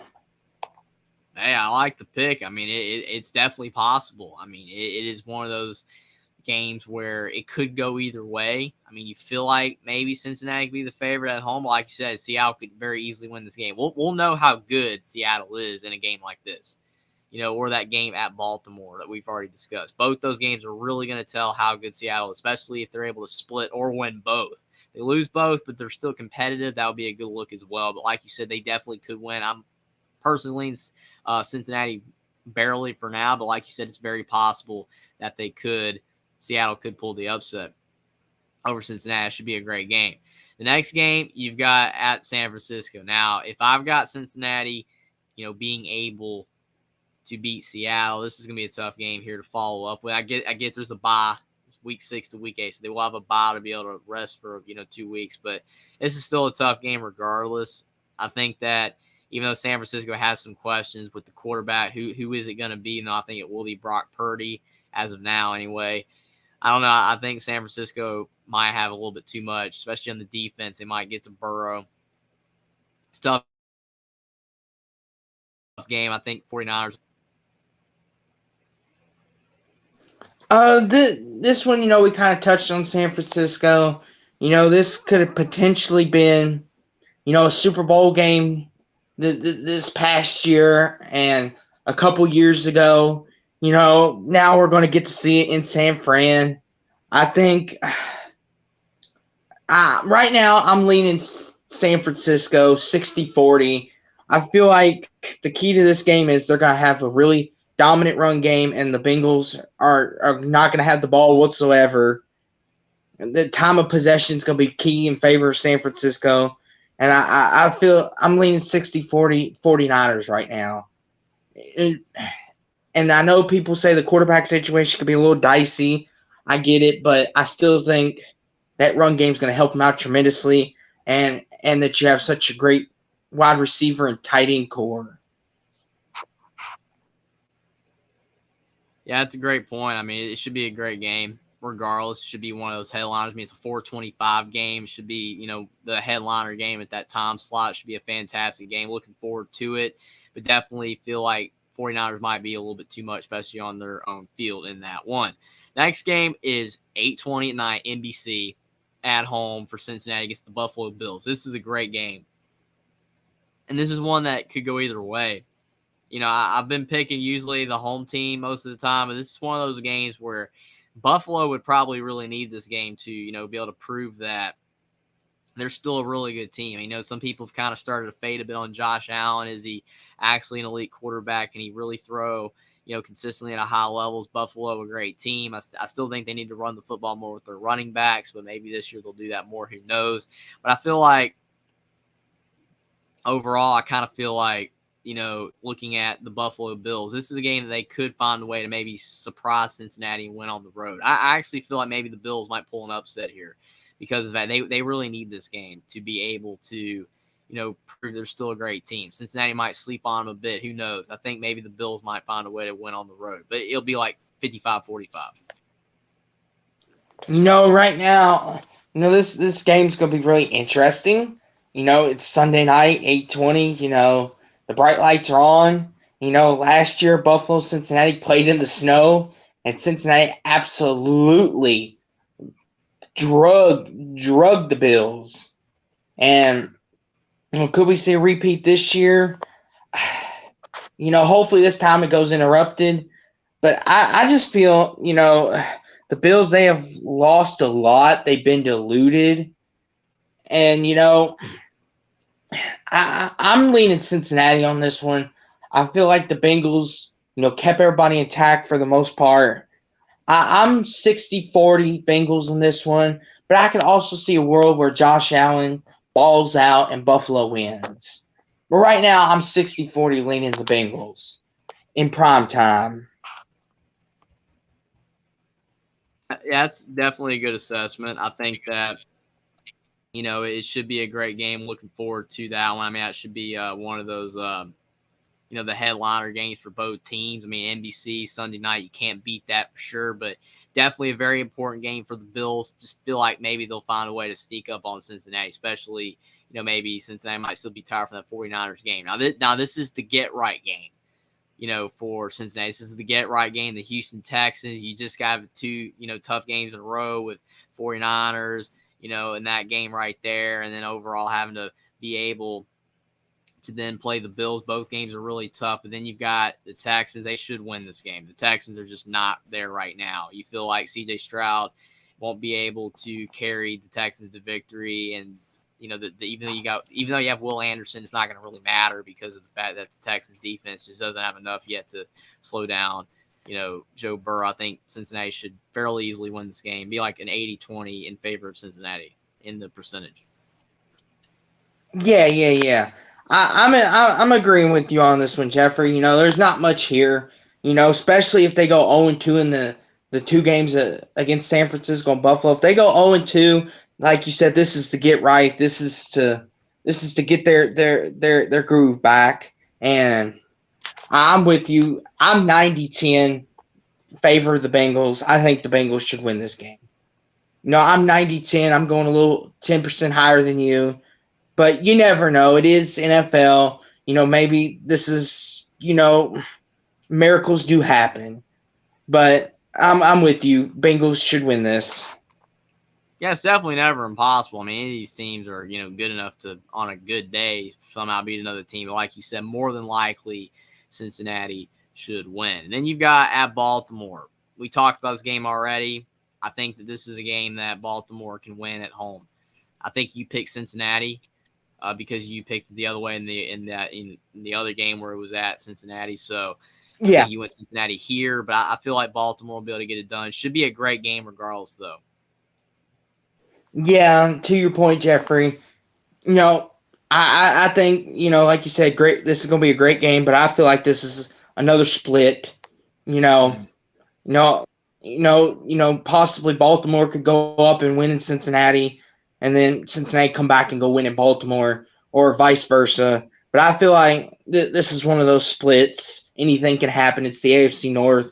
It's a Thursday night. Should be a good game. I'm looking forward to it. Yeah, I completely agree. Then you've got next game, Cincinnati and Pittsburgh. I mean, it's one of those where it's at home, and I feel like Pittsburgh won't have enough here. Pittsburgh could win because, like you said, anything's possible, and it's one of those divisional games. I feel like Cincinnati will find a way to win at home. Too much firepower. Yeah, 100%.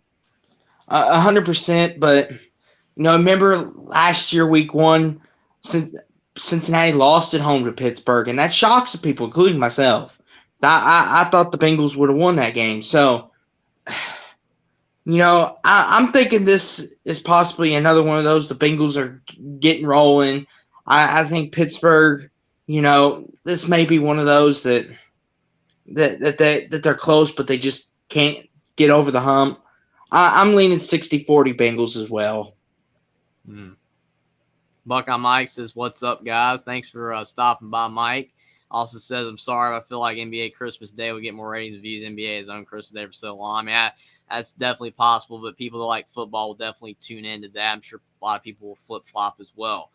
But thanks for stopping by. Next game you've got at the Jaguars. This is another one of those games where it's later on in the season. You just feel like maybe the Jaguars and Trevor Lawrence might be able to, find a way to be able to get this win because of the fact that the Jaguars they seem to be a team that's better toward the end of the season. So maybe they can get this one done and be able to surprise, the Bengals and Burrow on a Monday night game at home. Yeah, this is in Duval, just like the Ravens were. We kind of touched on it. Trevor Lawrence trying to earn his stripes in the younger group of quarterbacks to be revered as one of the best. And this is another one of those games that, depending on how the season's going for them, this is a game they might need to have. I could very well see the Jaguars surprising and winning this game. And especially all the weapons they have. Like you mentioned, the defense is getting there. But I feel like right now I'm leaning 55-45 in favor of Jacksonville. I feel like Trevor Lawrence has a bigger chip on his shoulder than Joe Burrow. I think the Jaguars win. Yeah, definitely a great point for sure. I mean, just feel like the magic of, Trevor Lawrence and, the fact that they're going to be at home on a Monday night. They'll be able to get the job done. Mike says, "Well, boy, got the new job, so I'm off bet up. The show is good. Catch up later." Thanks for stopping by again, Mike, and hopefully everything goes well with you tomorrow for sure. Next game, you've got the Indianapolis Colts at home. I mean, this is another one we talked about, Anthony Richardson. I mean, it's possible that maybe by this point in the season that he'll kind of have stuff figured out. Maybe the team's starting to, figure itself out. But if they're already eliminated from the playoff, will their motivation be there as well? That could be another thing. Have the motivation to win.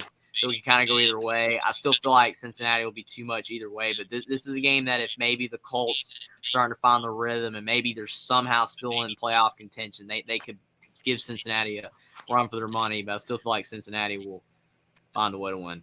Maybe like 65-35. Yeah, I'm with you on this one, Jeffrey. I'm thinking the Bengals. I'm leaning Bengals on this one. Especially the Colts are young, and who knows? This may be a rough year for them. This may be a rebuilding year. Michael Pittman. Anthony Richardson. Jonathan Taylor's still a beast, but we don't know how good the Colts are going to be. So I'm with you. I'm leaning 65.5% in favor of the Bengals. I think Bengals win. For sure. And then you got the next game. This is another team we haven't talked about yet. You've got the Minnesota Vikings. So, I mean, this is interesting because it's, at home for Cincinnati. And Minnesota is a team that a lot of people are kind of conflicted with Kirk Cousins. They've got a good team, but, they lost to the Giants, which was a terrible loss this past season. A lot of people doubt their ability to, be a team that can advance far in the playoffs. They've been good in the regular season, though. So using that logic, you feel like Minnesota would win this game because they've been good in the regular season and they drop games in the playoffs. This is one I probably feel like maybe Minnesota could sneak up and win because of the fact that they have been a good regular season team. Maybe they'll find a way to win in the fourth quarter. But does that mean Minnesota will have a great NFL playoff this year? Who knows? But maybe Minnesota might be able to beat Cincinnati. Yeah, this is another team we haven't really talked about. They released Adam Thielen this past offseason. He was a big part of the duo with Justin Jefferson. And then he went to yours truly, above the screen, somebody's favorite team, Carolina, which we'll get to them soon. But, then they draft Jordan Addison, who's a speedster out of USC. He's going to really help open up that offense for Justin Jefferson. And, Dalvin Cook, is he going to be in Minnesota by this time? Because there's a lot of trade speculation around him. Kirk Cousins, is he the man? Right now I feel like this is a game I'm 50-50 on this game. This is a toss-up game for me. I just don't know who to pick here to win, who to lean towards. Ask me in a couple months closer to June, July, and maybe I'll have a clear answer for you because this is a toss-up. Yeah, I agree with you. I think that overall looking at this game is one of those that it's kind of hard to really predict as of this time who should win, but I do think that just something kind of, tells me like Minnesota is a team that's just been better in the regular season. You just kind of feel like maybe they would find a way to win this game. It's a really interesting game. It's a very sneaky good game for sure.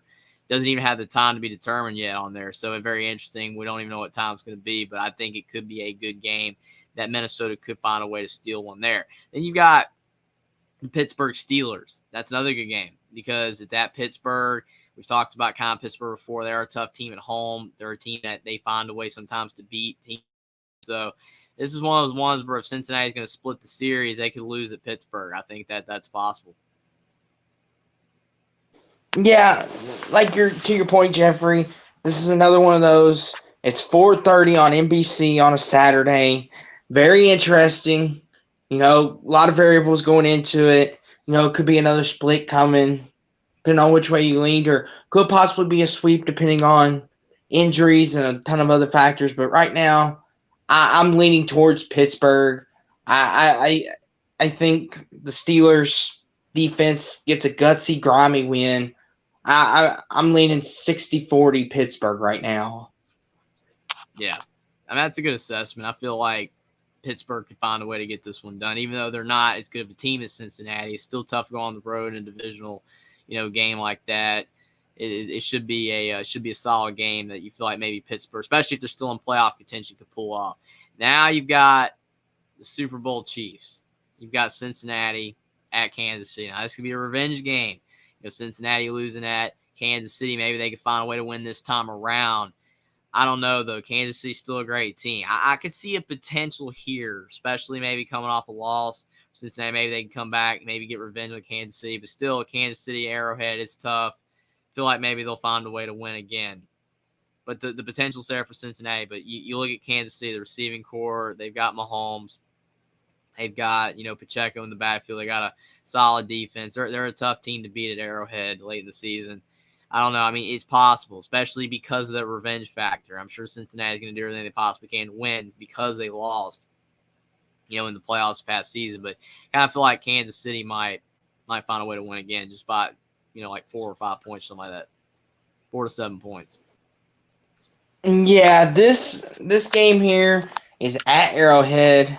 The Bengals in the regular season historically has given Kansas City a loss, but when it comes to the postseason, they've kind of been pretty even. This is first time they've met at Arrowhead in the regular season. I feel like this crowd's going to be crunk. It's going to be loud. It's going to be off the charts. Right now, I think the Super Bowl champs, I'm leaning the champs 80-20. I know that's a big margin, but I just think Arrowhead late in the season, I think the Chiefs, win and they prove who they are. That they're the real deal. Yeah, I would agree with that. I think that's a good assessment. I mean, it's one of those situations where, you definitely could see, the potential for Cincinnati to get it done. But like you said, Kansas City is the Super Bowl team. They're still a great team. They haven't really lost any of their pieces. Feel like they'll find a way late in the season to get a win there. And then you've got the Cleveland Browns. This is one of those ones where, Cleveland could win, but I think that Cincinnati should be able to get it done. It's at home, especially if somehow Cleveland's able to beat Cincinnati earlier in the season. I feel like Cincinnati will easily come back around, win at home, especially if they lose to Kansas City. They're going to want to be able to end the season on a high note, get good playoff seeding. I think they'll be able to beat the Browns.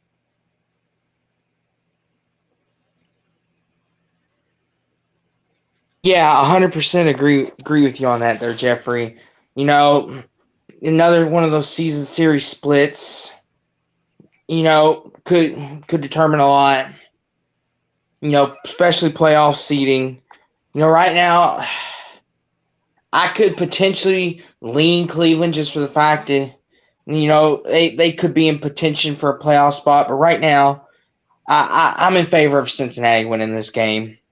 But it's week 18. You never know. Just like with the Ravens, there's a lot in play.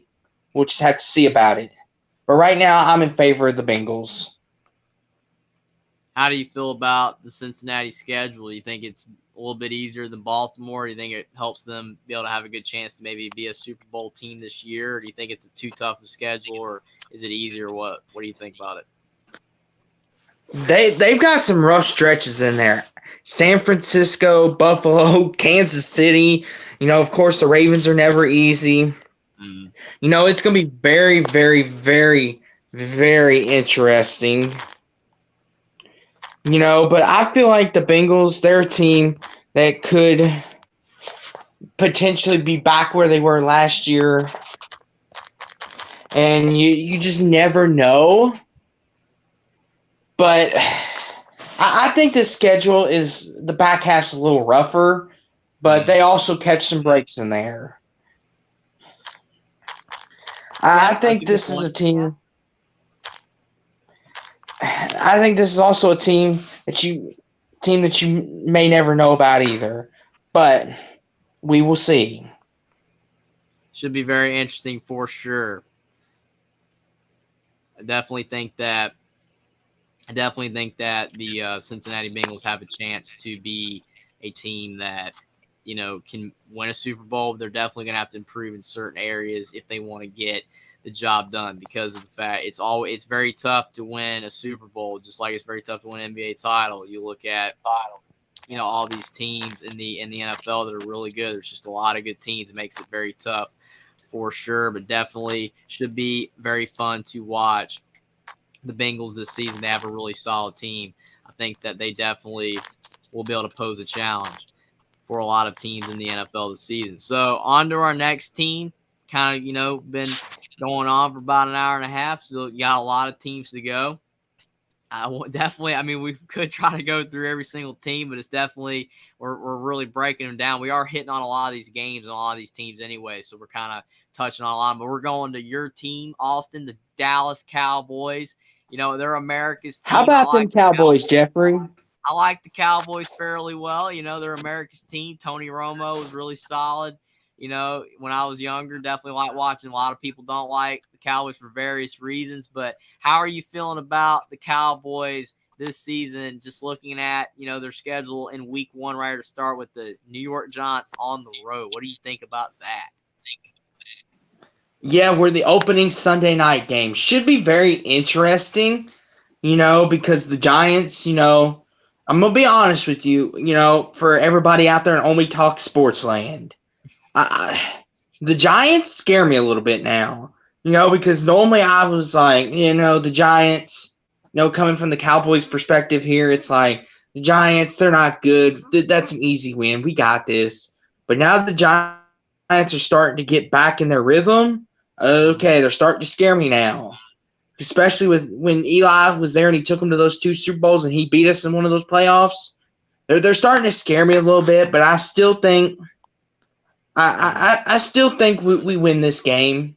I'm leaning towards us right now. I feel like Dak and company, in New York to start, I feel like we win this game. I'm leaning 70-30 in our favor, but I could potentially see the Giants beating us at home, and then we come here and beat them on the road. I could potentially see that happening, but right now I'm 70-30 in favor of us here on the road. I think we start off the season with a W.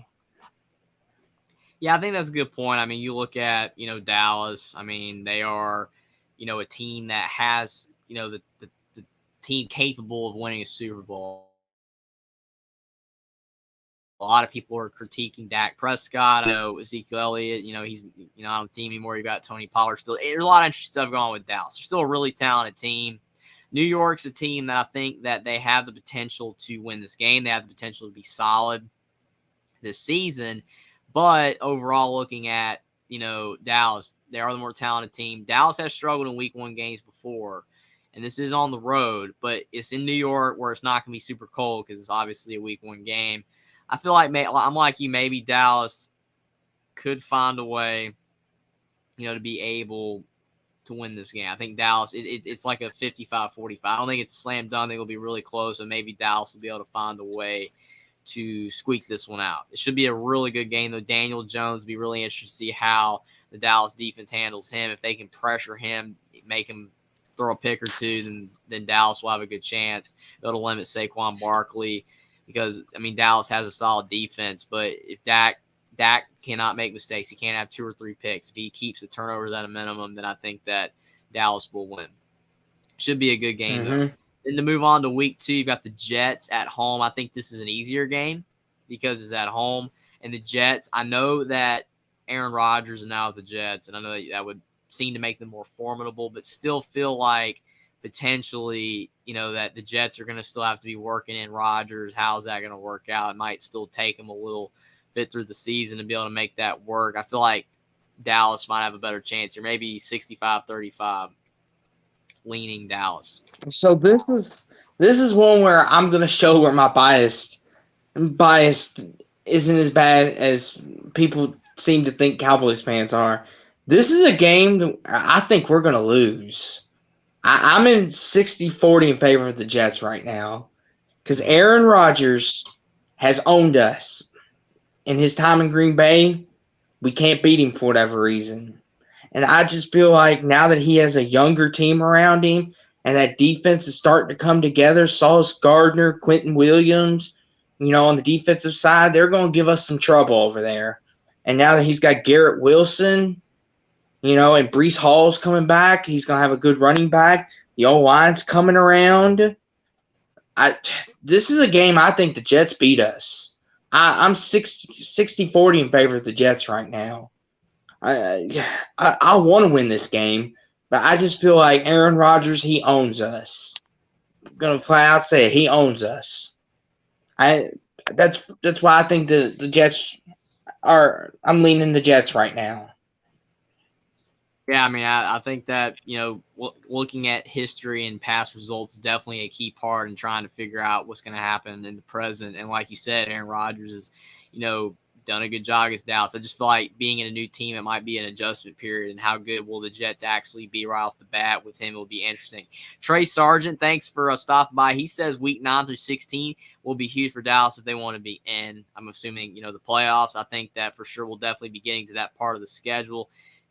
Trey Sargent also Dallas should start 4-0, so he's definitely confident in a Giants and Jets win. But I do think, in my opinion, that the Jets will be an easier win for Dallas than the Giants. Now on to week 3.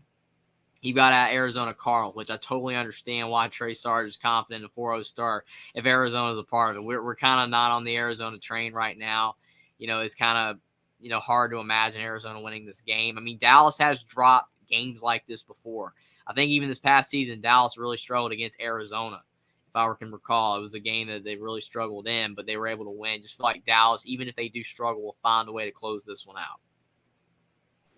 Yeah, this is a game where, if we beat the Jets and we finally get the Aaron Rodgers monkey off of our back, this is a game very much where we could just lay a goose egg. Mm-hmm. And people will sing our praises and say we're Super Bowl contenders and we're this and we're that, and we could be the next dynasty coming, and then voila, Arizona enters the picture, and we just lay a goose egg and leaving not only me and all Cowboys fans wondering, but the media like, what kind of team was that? I'm definitely, I'm very confident we should win this game. I'm 90-10 in our favor, but, there always is that chance we could lay that goose egg. But I'm 90-10 leaning towards us right now. Yeah, I would agree with that. I mean, this is definitely a game that, Dallas shouldn't drop. But like you said, it's a game they could because Dallas has that propensity to do that sometimes. Trey Sargent says as well, a shocker upset. They go to Carolina, lose week 11. Hey, we'll definitely be getting to that game. I'm looking forward to that, talking about that game. But, yeah, I mean, you never know, especially with, Bryce Young being drafted. It's going to be very interesting for sure. But to finish off Trey Sargent's prediction of 4-0, he's predicting a New England Patriots win. It is at home. It's the Patriots, so it's always interesting. But the Patriots aren't, they don't have Tom Brady anymore. The dynasty is over. Mac Jones isn't Tom Brady. It doesn't seem like the Patriots are where they used to be. But this is another game where you never know. You just don't want to, overlook it if you're Dallas. But Dallas is the better team right now, so they should win. It's on their own field. But maybe the Patriots could pose a bit of a threat. But I think that it should be 60-40 at least Dallas. Yeah, this game here, I give New England a good chance to beat us because their defense has always been what has kept them together. Bill Belichick, if nothing else, he knows how to coach defense. Like, I think you would agree with me on that, right? Mm-hmm. Right, Jeffrey? Bill Belichick knows how to coach a defense. Oh, yeah. I mean, that's definitely helped out, the Patriots in several Super Bowls. Tom Brady was fantastic. You look at the Falcons Super Bowl. If it wasn't for the defense being able to stop, overall, the Falcons from the 28-3 lead, and then they couldn't score again, there's no way they win the Super Bowl there. So even though Tom Brady let him back on the offense, so yeah, I would agree that he can't coach defense. Yeah, I feel like we struggle with predominantly good to great defenses, and I feel like this could be a game where if Dak is pressured and he's turning the ball over, this could be a game where New England could possibly sneak in on us.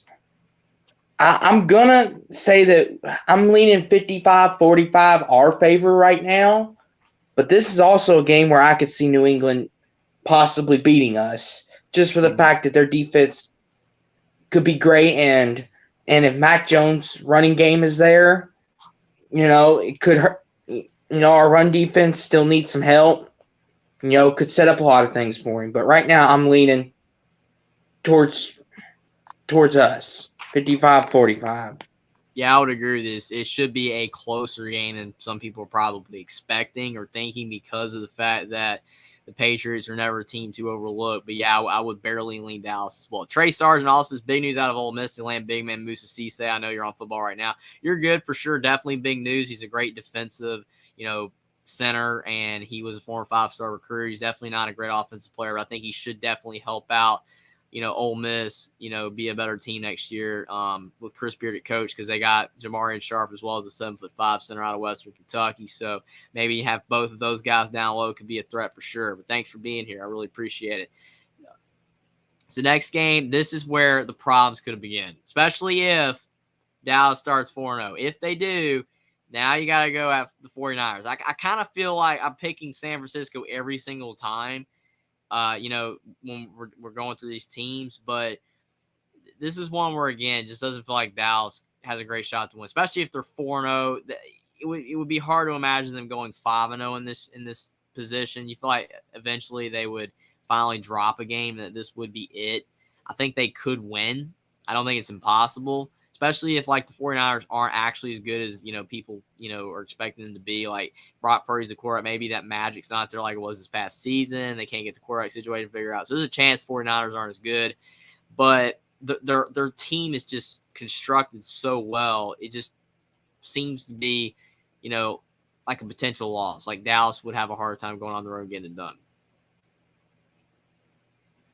Yeah, Jeffrey, this is one game right here that I have circled on my calendar. Sunday night, 8:20 on Sunday Night Football. This is a game I have circled because it's a classic rivalry. We're going to San Francisco.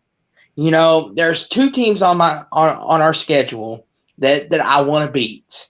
It's San Francisco and it's Philadelphia. Because number one, I can't stand Eagles fans. We'll get to them when it's time. But San Francisco, they're a team that always rubs it in our face that, we've had more recent success than you, that we're better than you. Y'all are not in our league. And how fitting would it be Sunday night, the brightest of lights, Dak Prescott goes out there and balls on that Niners defense. He would send a serious statement to the entire NFL that we're here and we're for real. But this is one of those games that deep down, my bias wants to bleed through that I'm going to say we should dominate and win.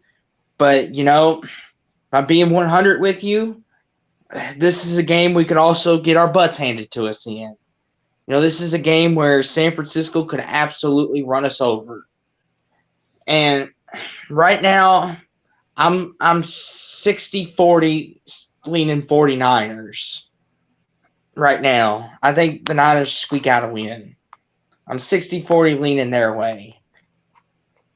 Yeah, an interesting tidbit from Trey Sargent. He says, don't know if you guys heard, but Sam Darnold might be starting this year for the 49ers for a while Lance Purdy could be out. Yeah, if that's the case, I mean, I get that the roster for the 49ers, especially on offense, is fantastic. So you would think whoever would be the quarterback would have an easier time to have success.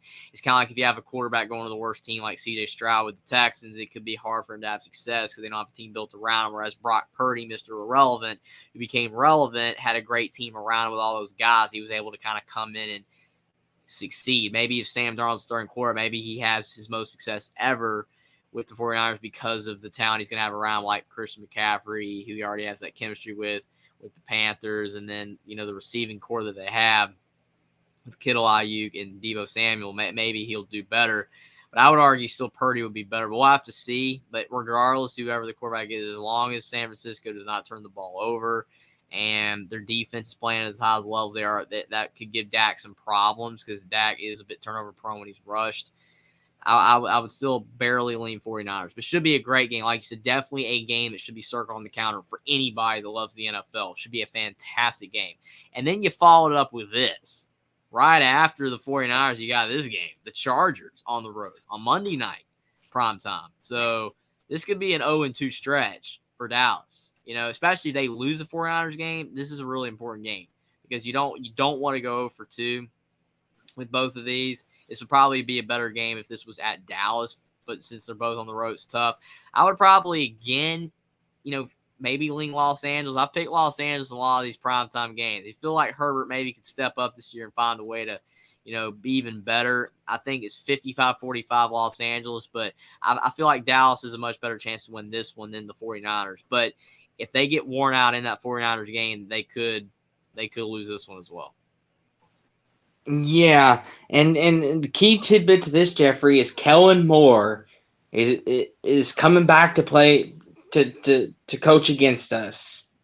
So he's going to be dialing up those plays, seeing how much our defense recognizes, how much our defense knows. I feel like this is a game, Jeffrey, tendency to happen. This may be one of those games, whoever has the ball last wins. And in this game, Jeffrey, I'm with you. As much as I don't like to say it, I'm leaning Chargers as well. I'm 70-30 in favor of the Chargers right now. I feel like Justin Herbert, this is going to be the game where it starts it all. Because I feel like the Chargers defense and offense is going to put it together in this game. If they can stay healthy, I feel like, especially if we beat San Francisco, we could come off in this game and slumpy and be like, we beat San Francisco, we're good, and not take the Chargers as seriously as we need to, or possibly coming off a loss, we could just not play good. I'm leaning 70-30 in favor of the Chargers right now. Yeah, it's definitely a possibility for sure. I think that the Chargers this could be their year. It could be finally where they maybe break out a bit. Trey Sargent says, really feel like Herbert could be the top, for quarterback of the year. You never know. I mean, the thing about awards like that is you have to improve a lot. And when you improve a lot, that definitely can help you win a big award like that. And this could be their year. I think definitely the Chargers could win this game. Should be a great game. Both of those should be great games. Week 7's a bye. Week 8, Rams at home. This is one of those games where, Dallas could sleep on them a little bit, like with the Cardinals.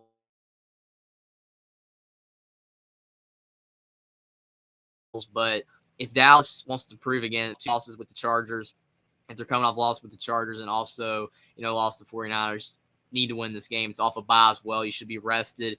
Dallas should win this game, 80-20. You think they should be able to take care of business, win, maybe by a couple touchdowns. No big deal. Yeah, I'm with you, Jeffrey. I'm in favor of us right now too, 80-20. I feel like Rams, they're not the team that they once were. We've touched on them. Cooper Kupp and Matthew Stafford, they got the great connection, but if Cooper Kupp doesn't have help in his receiving core, it's going to be rough in the Rams' back end. CD might have a field day with that. Hopefully so. And T.Y. Hilton, being the veteran, is going to expose some spots in that defense. I'm 80-20. I feel like we should win this game. Yeah, I mean, for sure.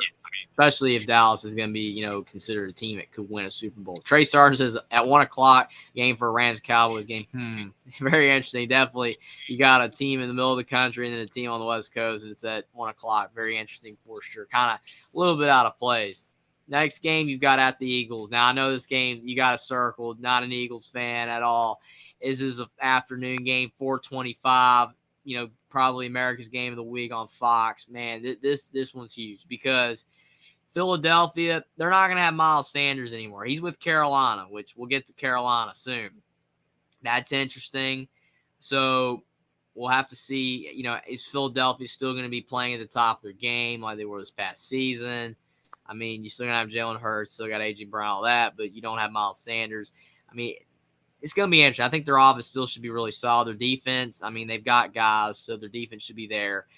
I mean, Dallas, I think based on what I've, leaned on the record so far, they would probably be at this point in the season like 5-2. So they would be pretty solid. I think that they could win, but I think that Eagles should be favored and they'll probably have a better chance to win. I'll probably go 65-35 Eagles. It's not that Dallas can't win, But Dallas has not had a lot of success at Philadelphia, especially now that Philadelphia is playing much better now.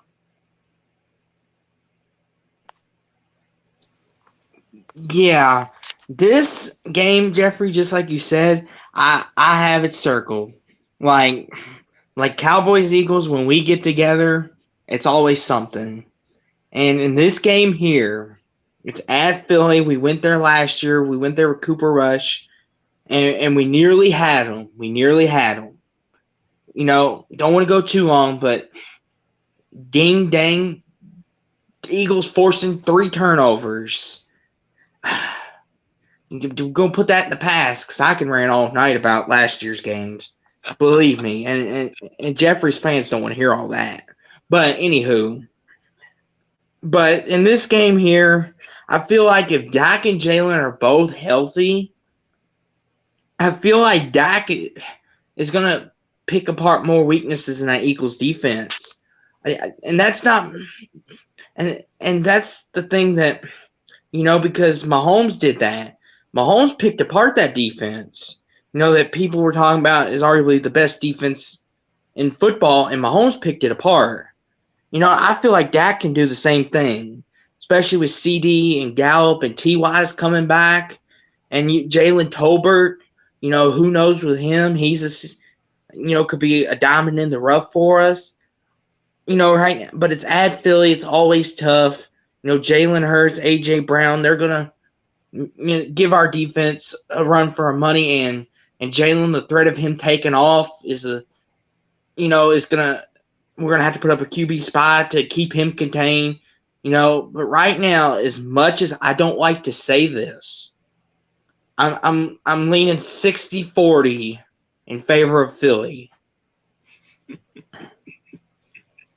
Yeah, it's definitely painful for sure. I mean, it's possible that Dallas can win. I mean, if Dallas can win this game, this is one of those games where you would almost rather Dallas lose this game if you're a Dallas fan and then have more success in the playoffs than Dallas winning this game and then losing early in the playoffs. It's one of those where it's like if Dallas can win this game, they can't collapse after that or like have a tough stretch where they start playing bad. When you get a big win, you have to be able to carry it through. But still, it feels like Eagles will be favored, have a better chance to win. Should be a good game, though. Definitely game of the week. Should be a fantastic game. Looking forward to it for sure. But definitely feel like the Eagles will be favored and have a better shot to win. Trey Sarge said, y'all 80-20 for Cowboys could very well be a trap game. Look at a game for Dallas in week 8 and then going to Philly for week 9. I agree. The Rams, I mean, it could be a look-ahead game. You definitely just can't do that. And Dallas has been a team that has a high propensity of looking ahead. So I agree with you, Trey, that you definitely have to, if you're Dallas, cannot overlook the Rams. Clint Moses, thanks for stopping by. Says Casey had a great O-line. Kansas City definitely didn't have a great offensive line. Dallas's offensive line isn't awful, but they definitely do struggle a bit for sure. But definitely very interesting there. And then Clint Moses also said Seahawks. Definitely, he loves the Seahawks. We talked about Geno Smith. Definitely the Seahawks could have some success. Jackson said, what's up, Clint? Really appreciate you guys for being here. Definitely going to be interesting for sure with the Seahawks and a lot of these teams in the NFL. Definitely been trying to get to as many teams as possible, but definitely Dallas Eagles will be a lot of fun. Next game is the Giants. And we talked about that week 1 game. You know, if Dallas is able to, win at the Giants, they should be able to win this game as well at home. I think that, New York is a team that's getting better. But I still feel like overall that Dallas is a team that, even though they have the chance to, lose games like this, if you're coming off of a loss, I feel like Dallas will be able to turn around with a win, and they'll be able to win this one. Probably around a 70% chance. Yeah, I'm with you, Jeffrey. I'm 70-30 like you in favor of us. I feel like, this is at home, after the road trip in Philly. I feel like this is a game. If we lose to Philly, we could fall, depending on what our record is, 2 or 3 games behind them possibly, and this could be a game that we need to get right. I'm 70-30 in favor of us right now. I feel like we might be getting the brooms out again for the Giants. Definitely would be a big win for sure if they're coming off a loss. Trey Sargent says Geno Smith, my homeboy, played at West Virginia. Definitely had that game where he had like 600 yards passing. Everyone always talks about for sure. He definitely had a big season this past year. Clint Moses asking what's up in Jackson. And Jackson, not much. Really appreciate you guys for being here with us tonight, talking about this NFL. And here, can't skip past the week 11. The Carolina Panthers. Oh, boy. Dallas at Carolina. This is an interesting game because Dallas, I think how I have them right now, they would probably be 6-3. Solid team. Don't really know how good Carolina's going to be. Bryce Young, he's a rookie. How good will he be able to play? A lot of people are already raving about him, saying that he's playing at an extremely high level in practice. So we're going to have to see once he steps out on the field. But this is a game at Carolina. That's tough. I mean, it's a tough road game.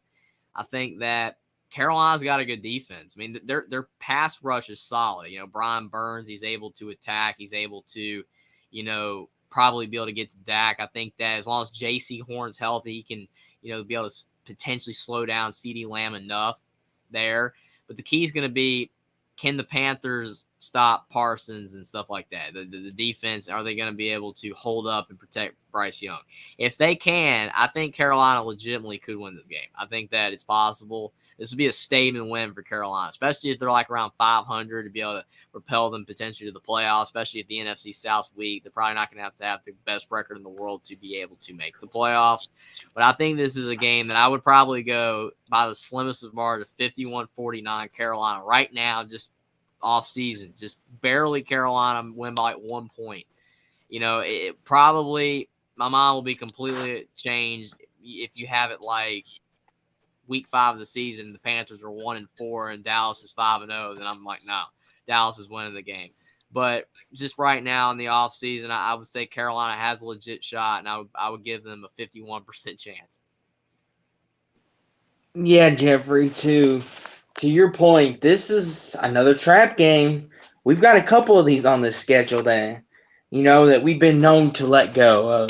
Jacksonville last year, a lot of people thought we should have won that game, and what happened? We let it go. The Carolina could very well be that. It's at Carolina, and our history at Carolina is not very good either. Like last time we went at Carolina, we lost 16-8 to Cam Newton and company. It was not very good. So, yeah, and to your point, the defense for the Panthers is very good. We're gonna have to see what your offense is like. Is Bryce Young the man? Is he the second coming of Cam Newton and company? Is he the guy that's gonna get y'all back to the Super Bowl? Is he possibly the rookie of the year incoming? All that good stuff. But I'm leaning 52-48 in favor of Carolina right now. Mm-hmm. I think the Panthers, this is a game that they could very well pull a rabbit out of the hat, and this is a game we could give away. Yeah, I agree with you 100%. This is also one of those games for sure that our minds could completely change by like week 6, because if the Panthers are not looking that great, then Dallas will definitely be favored, have a great chance to win. But even so, like you said, Dallas has struggled at Carolina in the past, and it's one of those games where it could be a statement win for Carolina. So I think it will be a great game. Looking forward to it. Should be a good game, 1 o'clock on Sunday, week 11. One of those interesting games. It definitely will be a game that Carolina probably needs if they're going to make the playoffs, but should be interesting. Trey thinks Carolina's going to win 34-31. It's a good prediction. Clint Mose says B's Victor Bolden Jr. now 2023 XFL champ, 2022 USFL champ. That's really cool there. And Jackson, he says Bryce Young, Frank Wright, and the Panthers will have a fantastic year in 2023. They definitely could, especially if the NFC South is not that great, with the Falcons, Bucks, and Saints all struggle. Maybe the Saints could be good with Derek Carr, but we don't know. The Panthers could have a chance to have success in Frank Reich's first season, but it will be interesting. But definitely that should be a good game. Then you've got Will's team. You've got the Washington Commanders, and you've got the Dallas Cowboys. This is a game that if Dallas does end up losing to the Panthers, they're going to come back and beat Washington. There's no way. There's no way that Dallas is going to drop this game. I feel like it's 80-20. Dallas will come back around and relatively, easily beat Washington. It's not that it's impossible for Washington to win, but I think that Dallas will come back, have a big bounce back game, especially if they lose to Carolina. Yeah, 100% agree with you, Jeffrey. This is a Thanksgiving game too. So we're gonna be enjoying some fine turkey while we watch this game. But if we lose to Carolina, lose to you guys, I'm like you. I think this is our bounce back game. I feel like we're going to take our anger out on Washington. I'm right now leaning 80-20 in favor of us. I feel like Thanksgiving, this could be our get right game again. 80-20 in favor of us right now. But like you said, Washington does have a very good defense and could force some troubles. And their quarterback, Sam Howell, who knows with him? We've only seen one game sample. Will be interesting, but I think this is a game we should win. For sure, that definitely makes sense. Trey Sargent says, quick thoughts, West Virginia have any chance of going to Penn State and winning in week 1? Yeah, quick thoughts really quick. I would think that if the game, was at West Virginia, much better chance for the Mountaineers. Is that Penn State? It's going to be tough. Drew Ayler, 5-star quarterback, finally getting his chance. Now that Sean Clifford is not with Penn State anymore. I would probably lean Penn State. But that's definitely going to be a game to monitor. I'm looking forward to college football. We're getting close to the 100-day mark away from the season. It should be a lot of fun. I think West Virginia has a chance, but that will definitely be a tough game. Edward says you'll see the video of Bryce taking snaps behind the O-line. That man is so small. Yeah, Bryce Young, he is small, but he's definitely going to have to use his speed to be able to have a chance. Definitely going to be interesting for sure. But I agree with you 100%, Austin, that they should beat Washington. This is an interesting game. We talked at length about Seattle and how good they could be. This is a Thursday night game, Amazon Prime, 8:15. I feel like Dallas can match up well potentially with Seattle, only in the fact that Geno Smith, when pressured, can make mistakes. And I feel like Dallas can put a lot of pressure on him. And it's a night game at home. It's tough when Dallas is at home at night. They've got a great crowd. I feel like Dallas will win this one, 55-45. Won't be easy, but I do feel like they have the advantage here. Yeah, this is a game that I think that it all depends on Geno Smith, like you said. He's got some weapons. He's got Kenneth Walker. And if that run game gets going, they're tough to beat. But this is a Thursday night, short week. Thanksgiving, 2 Thursdays in a row. No time to prepare. You got just short week prepare. Got to go. No time. Right now, I'm leaning 65-40 in favor of us right now. But that could change once we get closer, because depending on how the race is in the NFC West, it could get very interesting real quick. Yeah, I definitely agree with you for sure. I think it's a game Dallas should win, but Seattle could pose a problem. Clint Moses at Oregon State landed transfer linebacker Calvin Hart Jr. from Illinois. That's a good addition. Always good to get guys from the Power 5. That always – some guys from the smaller schools can be huge as well. That's a good addition for Oregon State. Trace, my West Virginia guy, for some reason, always play good on the national spotlight. Win or lose, defense has to keep them down, control the clock. That's the only way I feel like we can win. For sure, got to slow the game down. Definitely West Virginia plays an interesting style. They're not going to have, obviously JT Daniels anymore. It's going to be interesting there to see what happens with West Virginia. But I think they have a shot. Definitely keep it a lower scoring game. They'll have a chance. Big game for Neil Brown and his job security. For sure. Clint Moses also said Hawks have 3 great young running backs. Geno's in the promise. The defense. But the defense could be getting better. That is a good point. The defense did get up some points this past season, but definitely Seahawks are getting better on the offensive end. They can match on the defense. They could be really good. Still, being awesome, both agree Dallas should win. Now, this is a return game. We said with the Eagles, both of us were kind of leaning that they would win, over Dallas at home for the Eagles. Now it's going to be at Dallas in this game. It's a night game on NBC. I really like Dallas at home at night. Just feel like they'll be able to, if they lose to the Eagles, split the series at least, get revenge. Yeah, 100% agree, Jeffrey. This is a game. It's Sunday night. NBC always gives us at least one of these, whether it's in Jerry World or we go to Philly. We always get one of them. And now they're coming to Jerry World this year. Sunday night, bright lights. Could decide a lot in the division depending on how records are going. It's very, very interesting, but I feel like this is the game that that just like last year, Sunday night, Dak balls out, defense gives Jalen Hurts some issues. And I'm leaning 55-45 in our favor right now. I feel like we can win this game. The only thing that would be going against us here is if Dak's not healthy or not playing right, then the Eagles could for sure pull off a sweep. But I just think we split here. Yeah, I would agree with you. Great point. As long as Dak's healthy, then you think Dallas would win. If Dak's not healthy, then they probably would lose this game. But I agree with you there for sure. Trey also, now we won that game. We beat Pitt. Everyone's going to want Neil Brown to have an extension. That would be hilarious. Neil Brown going up from the hot seat to, in great shape, and out of nowhere, just off 2 games. That is just how crazy fortunes can change with coaching for sure.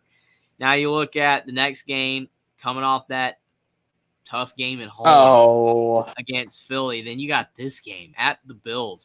This is one of those ones where, I mean, if somehow the Eagles beat Dallas at home, you would feel like maybe Dallas would come out there and play at a high level and be able to beat Buffalo. But I don't know. I mean, this is going to be a cold weather game in Buffalo. I don't know. I would probably have to lean Buffalo here, especially because I think that Dallas will beat the Eagles at home. This is going to be a tough game. I mean, Dak, he just hasn't had a lot of success up north like that. I don't know. I don't think it's impossible, but I would lean Bills. Yeah, this is oh boy. Thanks a lot, NFL. They give us the Eagles, and then they're like, okay, we'll make you go at Buffalo. We won't give you the Commanders or Giants again. No, we can't have that. You're America's team. We need ratings. Go at Buffalo, would you? Oh my gosh.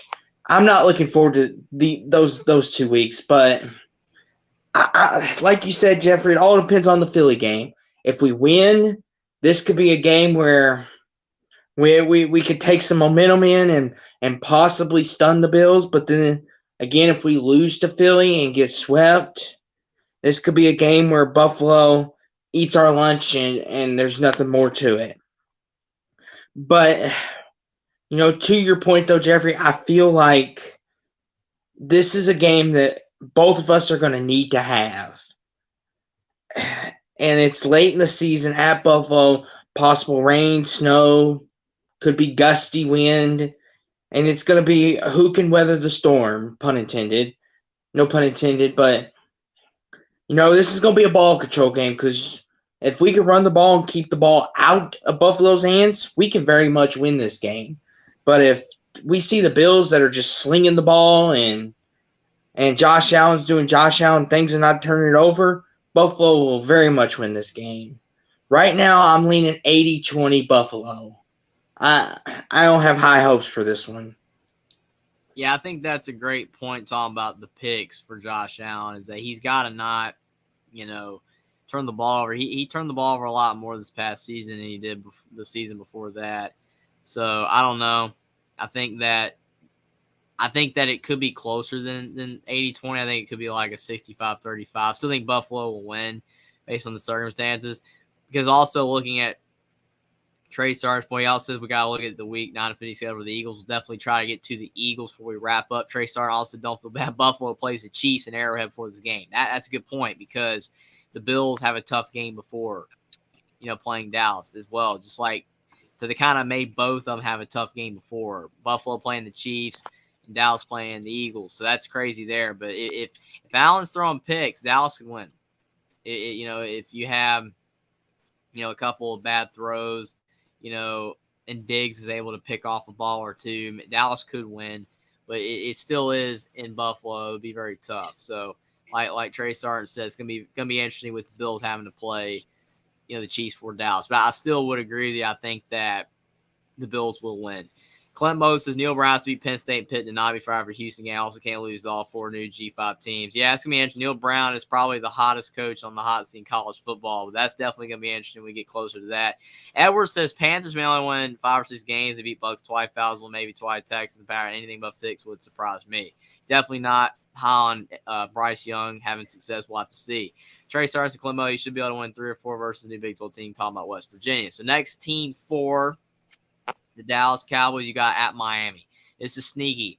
This is really sneaky. This is actually a tough game as well because you look at the fact that you're playing the Eagles and you're playing the Bills, and then you got Miami. This is all about Tua. If Tua is available, then and he's healthy, Miami could win. If Tua is not healthy or he's not available, Dallas wins. I think it's all about Tua here. We don't know if he's going to be able to make it this far in the season. I mean, it literally hinges on him. I mean, I know you got Jalen Ramsey in the defense. That could be tough for Dak, and then you've got the receivers. But if Miami doesn't have Tua, then I don't think they can win because they're not going to have enough offense. So I would probably have to go with – I would probably, just with the uncertainty of Miami, I would lean Dallas here. But that could obviously change if Tua is healthy and lighten it up and he's available in this game. But I would probably go Dallas just right now. Yeah, this is at Miami. Tough place to play at Miami because, for whatever reason, when going back to Tom Brady, he had struggles winning at Miami late in the year. Whenever New England was at Miami later in the year, Brady struggled to win there, and I have a feeling like the Dak's going to be the same way. That we're going at Miami and we may struggle a little bit here. That Miami may beat us. Right now I'm 70-30 leaning Dolphins. I feel like this could be a game we could also win if Tua is not healthy, but this also could be a game that we could lose because the Dolphins defense is very good, and you got Tyreek Hill and Jalen Waddle.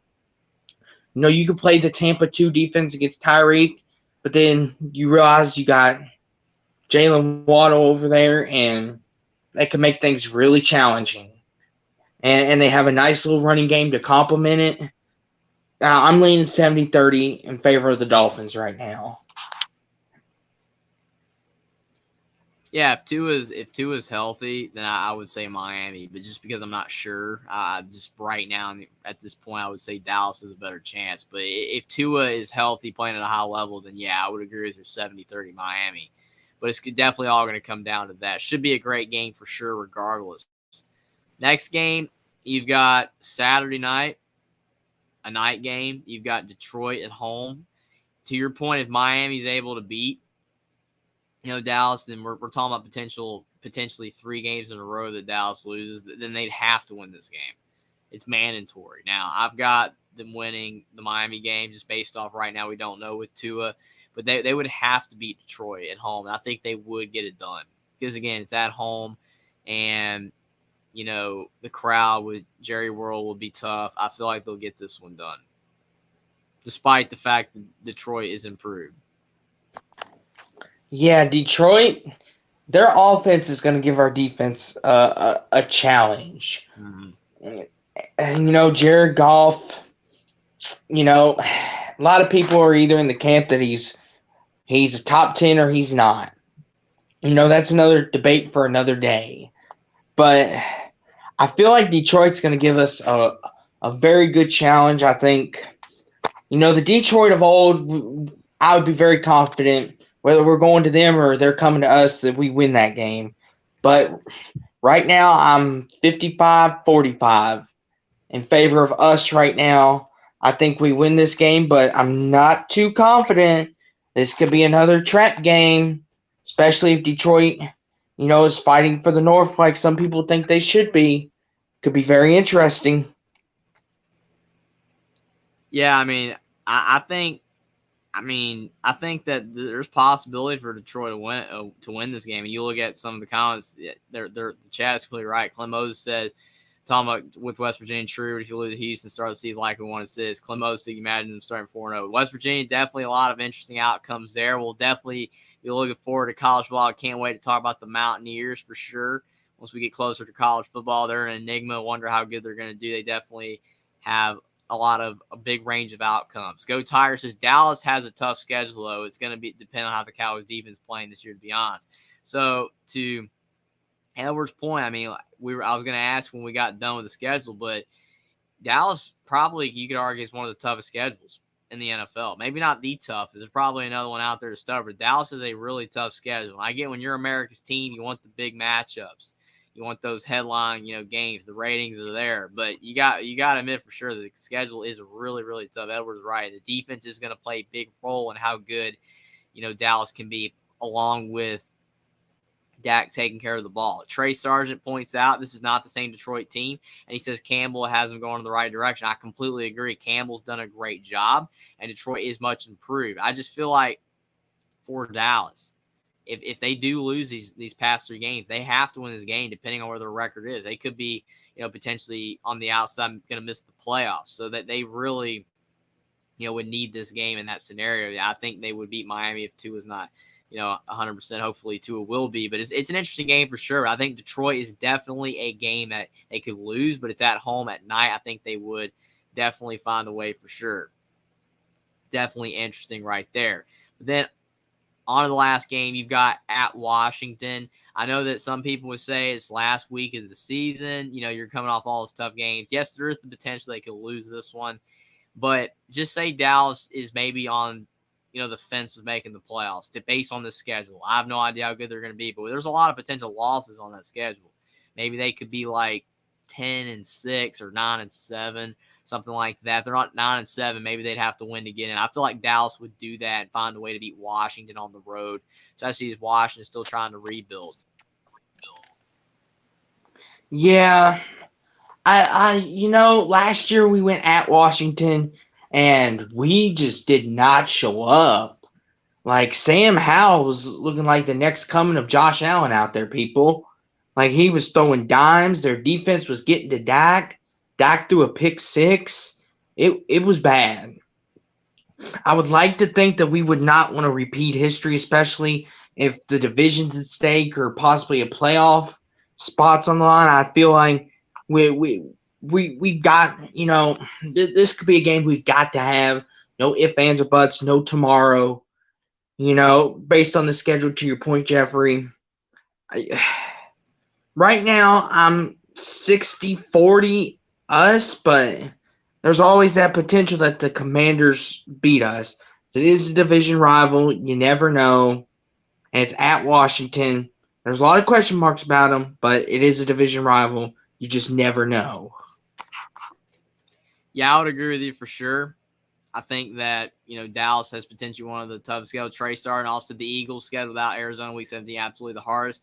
Definitely, looking at some of these schedules, I think Dallas Eagles is toward the top. I mean, you look at, Cincinnati and Baltimore we did earlier. Both those schedules are fairly tough, but Dallas is really tough. And we'll be getting to the Eagles, so it's very tough as well. But if Dallas has a really good team, they could have a lot of success. I think they will win this game. I think they will more than likely make the playoffs, but their schedule is not a cakewalk for sure, and is definitely going to make it tough on them to potentially be able to have a lot of success because of the fact that their schedule is not easy. The NFL did not make it easy on them. They're going to have to make sure that they do not overlook some of these games, maybe like the Panthers, if they do want to make the playoffs, because they can maybe use games like that to get in. Definitely going to be very tough for them. They got a really, really tough schedule for sure. It's going to be very interesting. But moving on to our next team, we've got the Panthers. We've got the Carolina Panthers, and this Your is really team, Jeffrey. It's really interesting because of the fact that the Panthers have not been good in a long time. They've been really struggling. Not made the playoffs of 2017, but they got Bryce Young. They got the first pick in the draft. Could they be improved? We'll know potentially how good the Panthers could be in week 1 of the regular season at the Atlanta Falcons. Now, this is a game that you feel like if the Panthers are going to be a playoff team at all, they need to win this game because of the fact the Falcons are not, a team that really looks to, projected to be that solid. You would feel like Carolina probably would have a better chance, to make the playoffs if they win versus losing this game. You never want to overreact to week 1 games if you lose, but if they want to make the playoffs, they probably need to win this game. I think they can. I think that the Falcons, their quarterback situation isn't the best. I feel like the Panthers defense could give, Falcons offensive fits. I would probably barely lean Carolina 55-45, but I don't think it's a surefire win either. Yeah, this is one of those, looking at this schedule, is Atlanta's an unknown. Is Desmond Ridder the future? Is Kyle Pitts and Drake London, are they going to be good pieces for the Falcons? Bijan Robinson, he's a very good quarterback. I feel a very good running back, excuse me. I feel like he's going to give some defenses some trouble, but, this is a game. It's at Atlanta right now. I'm leaning 60-40 Falcons. I feel like this is a game that the Panthers could drop. I feel like the Falcons could win this game. It's opening day. A lot of things can happen. I would agree with you. I think that the possibility is there for the Panthers to lose. I mean, because the Panthers are not proven at all, but definitely going to be very interesting for sure because of the fact that it is a week 1 game. We're not going to really know how good the Panthers are going to be right off the bat. Same with the Falcons. Like you said, it could go either way. I think 55-45, either Falcons or Panthers is fair. It's going to be a really close game regardless. Kicks for Squid, thanks for being here. Says, I see a few decent week 1 matchups throughout. For sure, the NFL always has some good week 1 games, but really appreciate you for stopping by. The NFL's not that far away. Should be a lot of fun. Jackson says, I'm looking forward to seeing what the Commanders bring in 2023. For sure, there's a lot of interesting teams. Definitely going to be interesting how they do. Trey Sark's a guy thing throughout week 18. People and player might set up depending on where Dallas is in the standings. For sure, it's definitely going to be interesting. KC, thanks for being here. Says Chiefs. He's definitely going to be excited with the Chiefs, and we'll try to get to the Chiefs, the Super Bowl Chiefs. I mean, we're on our 4th team here. We're 2 hours and 21 minutes in. That's how many thoughts you can have on the NFL. If we did every team, we'd be live for like 24 hours probably at this rate.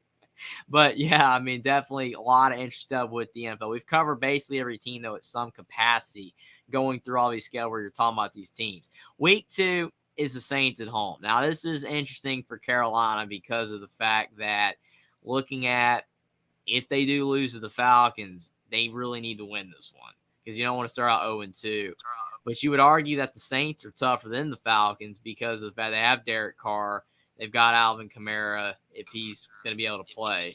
And then they have a great defense that could pose a problem for Bryce Young. So, I mean, Taysom Hill's always lurking around. I think it's interesting with the Saints. I think that's a game that the Panthers could lose as well. But they really need to beat the Falcons then if they're going to lose this game. Because if they lose to the Saints and the Falcons start 0-2, that's not going to be a good sign for them to be able to make playoffs. Well, and Jeffrey, another key point is this is a Monday night game. The Panthers have the spotlight all on them now. We're going to get to see Bryce Young and what he's made of in the spotlight against New Orleans at home. Like, I'm sorry there, Jeffrey, but that Saints front line, Cam Jordan, Marshawn Lattimore, that Saints defense is going to get after that Carolina defense. I mean, that offense, excuse me. I feel like Bryce Young's going to struggle in this game big time. And I feel like, this is a game where Carolina, better have some ball control going on because I feel like they put that ball in the air too many times. That Saints pass rush is gonna get to Bryce Young. They better have some time of possession, run the ball, try to keep it out of Bryce's hands as much as possible because the Saints defense is for real. And Derek Carr, look at the offense he's got. Chris Olave, Taysom Hill's a Swiss Army knife, and Marquez Callaway and Alvin Kamara if he doesn't get suspended. I'm 75-25 Saints here. I'm sorry, but I could possibly see 0-2 to start. Yeah, that makes sense. I would probably say that, if they do beat the Falcons in week 1, the Panthers are not going to win this game. And like I said, if they don't beat the Falcons, they're really not going to win this game. But I don't think they're really going to win the game either way. I would probably agree with you. I think the Saints are too much. It's possible that they could win, but overall, the Falcons, is the game that the Panthers really need to win to start the season off right, and then just do everything you possibly can not to get beat up too badly in this one, for sure. Geeks or Squids, why when did the NFL stop hosting games in Europe or elsewhere? No idea. I mean, they are doing, like the London games and stuff now. So, I mean, they had like the NFL Europe, which was kind of like almost like a G League in a way. They had that, but they don't do that anymore. But they do have, and sometimes the London games, which are kind of cool there. So they kind of do it. Edwards said that Saints defense is going to be a problem for the Panthers for sure. I mean, Austin pointed out all the great players they have on their defense. That could be a problem for Bryce Young. He needs to be careful for sure. KC says Bryson needs to sit a year. I never start a rookie quarterback, he says. I mean, that's a good point, but, I mean, unless they go with Andy Dalton, I mean, they got him. So, I mean, if they go with Andy Dalton, the former Saints quarterback, maybe they could, but we'll have to see. Go Tigers says in car with Thomas, Lavi Hill, Alvin Ingram, and a good O-line. Yeah, it's just too much. And they're playing in Germany also. Yeah, I think that the Saints, talking about the fact that they play in Europe, I think the Saints are probably going to be too much. I would agree with that. Week 3, they play at Seattle. Probably a loss. I mean, Seattle, we talked about several times about their trio of receivers, Kenneth Walker, Geno Smith. I don't think the Panthers are going to go all the way on the road and win this game unless – Geno really regresses as just an awful game. But if he's playing at the level he played this past season with the team they have, they should beat the Panthers. I would go probably 75-25 Seattle. Yeah, sorry, Jeffrey. This could be an 0-3 start for your Panthers, my man. I know you love you some Panthers. Kitty go meow, but Kitty go to the hospital after these 3 games. But yeah, I'm 80-20 Seattle. We've talked about them plethora, how JSN and Tyler Lockett, DK, Seahawks defense just needs to be 50% good. They should beat the Panthers. And plus it's in Seattle, tough place to play. The 12 man's always rocking. Yeah, it's not looking good for Bryce Young. Yeah, I would agree with you. Probably a loss. Troy V, thanks for stopping by. This car is going to have to shut up the season for years. The offensive woes for Brown Town to the coach this year. If he doesn't see it, it's on him. Yeah, that's a good point. I mean, there's a lot of pressure on Derek Carr to succeed. And I mean, they have a great chance to win the NFC South because it's a weak division. Either the Panthers, if Bryce Young can take off in year 1, or Derek Carr, the Saints, probably going to win that division for sure. But I agree, it's a big year for him. But probably Panthers lose to Seattle. Week 4, Minnesota Vikings. We talk about how Minnesota is a good team in the regular season. This is probably a loss too. I mean, it's at the Panthers. Maybe Kirk Cousins could throw a couple picks, but I would probably go 60-40 Minnesota. Yeah. Sorry, Jeffrey. It's not looking too good for you. Yeah. 70-30. Vikings favored. Justin Jefferson. Your defense has improved, but I feel like he's going to eat your defense alive. Especially those corners. Yeah. I'm sorry, Jeffrey. It's an 0-4 start, buddy. 70-30 leaning towards the Panthers. I mean, the Vikings, excuse me. I got him at 1-3, but to your point, it's not potentially looking that great. Then in week 5 at Detroit, this is probably the hits another just loss. Keep on coming. Probably another loss. I mean, Detroit's better.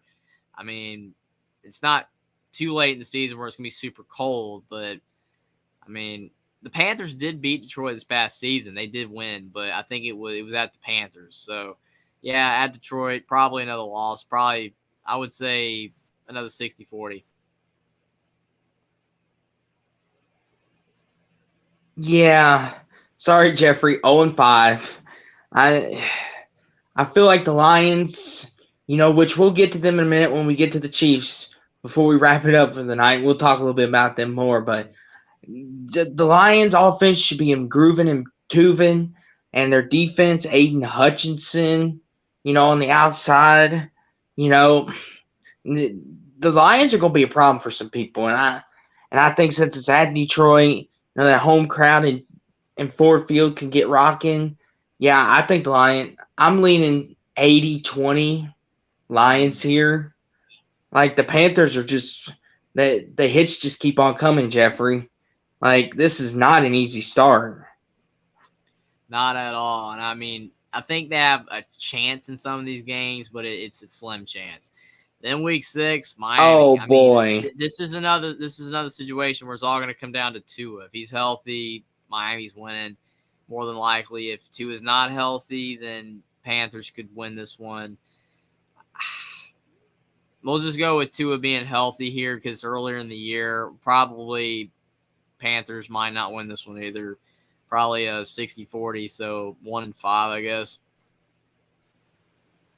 Yeah, I'm with you. I'm 90-10 in favor of the Dolphins. I just feel like the Dolphins are just too good right now. And if Tua can stay healthy, I see no reason why they can't compete for the AFC this year. Like, I'm 90-10. I'm pretty sure the Dolphins can win this, especially in Miami. For sure, definitely will be a tough stretch for the Panthers. Then you've got week 7. They got a bye. Then week 8, Houston. Okay. They got Houston at home. Panthers probably should win this game. I think that CJ Stroud might have something rolling by then, but you feel like the Panthers could win this one. I will say, not to mean to cut you off, Jeffrey, but the Panthers got a week 7 bye, and y'all need it after those 6 weeks. My goodness. They really trying to figure out what Bryce Young is. Yeah, I would agree with you. I mean, that bye is definitely needed, but then they come off that bye, and then you play Houston. I mean, this is a game the Panthers have to have if they want to have any chance to potentially salvage their season, especially if they are 1-5. So I would go Panthers probably 70-30. Yeah, I'm with you, Jeffrey. I'm 60-40 Panthers. I feel like there always is that chance that, CJ Stroud, Bryce Young, there could be a duel on our hands. Who knows? The unlikeliest of duels. No, but 60-40 right now, Panthers. I think your defense, it's at home. And especially if they start the way that me and you were thinking, this is a game that they need to win. And the Texans, they got some good pieces, but they're not there yet either. For sure. The Panthers are definitely ahead of the Texans. Panthers might be beat up a little bit. You think we get the win. This is another game the Panthers can win. The Colts. It's at home again at the Panthers. You feel like, yes, Anthony Richardson could be an issue, with his talent, but I think that the Panthers might be able to pressure him some, make him throw a couple picks. I feel like the Panthers could maybe win this. I'll go 55-45 Panthers. Yeah, I'm with you. There's some good pieces on the Colts, too. Like I've mentioned, Michael Pittman Jr., Anthony Richardson, if he's starting. A lot of people see him as a Lamar hybrid / Cam kind of guy with a Justin Herbert arm talent. If he's accurate with it. But I'm with you on this, Jeffrey. This is a game. The Panthers have got 2 games in a row where they can kind of get right. I'm right now leaning 52-48 Panthers because Indy does always win some games that they shouldn't. But I'm 52-48 in favor of the Panthers. I think they start Bryce Young by this point is integrated in the offense and is getting some things rolling against some weaker teams they're ahead of. So that would have you having the Panthers at 2-6, and I would have it 3-5 right now. So I mean, not great, but starting to turn it around a little bit. Then you've got at Chicago. I mean, this is a prime game Thursday night. I know that the instinct would be to instantly say the Bears, but the Panthers can win this game. They could. I mean, you are going up against your former receiver, DJ Moore, Justin Fields, but you feel like the Panthers could put the pressure on Fields with the O-line still not being that great. even though they have gotten a couple linemen in the draft. I think that the Panthers could win. I'll go at the slimmest of margins, 51-49. This is going to be a fun game. I'm looking forward to this game. Justin Fields, Bryce Young, two of the best young talents out there. The key to this game is, can the Bears protect Justin Fields? Because if that Panthers pass rush can get home, the Panthers can very much win this game. I know it's in Chicago, Soldier Field, Week 10. It's cold. But once again, right now, we don't know what Justin Fields is completely. The Bears surrounded him with tons of weapons. Darnell Mooney, Chase Claypool, DJ Moore, who the Bears ironically traded to get from the Panthers, which could be a revenge game. Could be very interesting. Right now, I'm going to lean 51-49 in favor of the Panthers. I feel like this is a game that they begin to, the Bears, too many question marks. 51-49, I got the Panthers. Yeah, definitely. There would be a huge win streak for the Panthers. They could find a way to win those three games in a row. Definitely won't be easy, but it is possible. Edward said Carr's in many good seasons. Biggest problem is the line in Oakland. His defense couldn't stop a fly. I mean, that's a good point. Troy Viso says he always thought Carr was average at best. He makes mistakes in opportunity times. Well, now I don't like much rare when I would. I was never impressed. I mean, yeah, I think that Carr is better than, a lot of people think, because of the fact that the Raiders never had a good defense and they never had a great offensive line. The defense was really the issue. The Raiders would lose a lot of games like 35-31. That was a problem. But still, he definitely has a lot to prove with the Saints. Troy V also, they won't lose week 7 time with the Panthers. That's funny. That's a plus. Everson, I don't know if it's a win. The Colts line should play a lot better next year, and they have a really good running back. I mean, yeah, they definitely could win. Troy V said my Bears are going to smoke them. You could be right, Troy. I think that the Panthers can beat the Bears, though, but that will be interesting for sure. Tough game. Then we have the Week 11 game that we've already talked about. We felt like this could be the surprise game for Carolina, that maybe the Panthers could find a way to win, especially if they are on this win streak. Maybe if they're having that momentum, the 3-game win streak in a row, they could carry it, into this game and be able to squeak by. We talked about this when we both feel maybe the Panthers can win this one. Yeah, and I've noticed, Jeffrey, this back half of the schedule after the bye week, the Panthers are starting to pick up some momentum here. And this is one of those games where the Panthers could be itching over 500, possibly just maybe a game or two, or possibly itching right at 500. And this is a game my Cowboys could take your Panthers lightly, and it could cause some issues in Dallas. And our hopes of winning a Super Bowl could very well be slipping because your Panthers start a downward spiral. It's known to happen, but we're not on us right now. We're on your Panthers. But anywho, I feel like you said, we done talked about it. This could be the sneaky game. The Panthers could beat us. Lean in Panthers here. Yeah, for sure. I mean, if the Panthers are like 4-6 at this point and Dallas could overlook them and the Panthers are still in contention for the playoffs, it could be a game that definitely could help the Panthers out.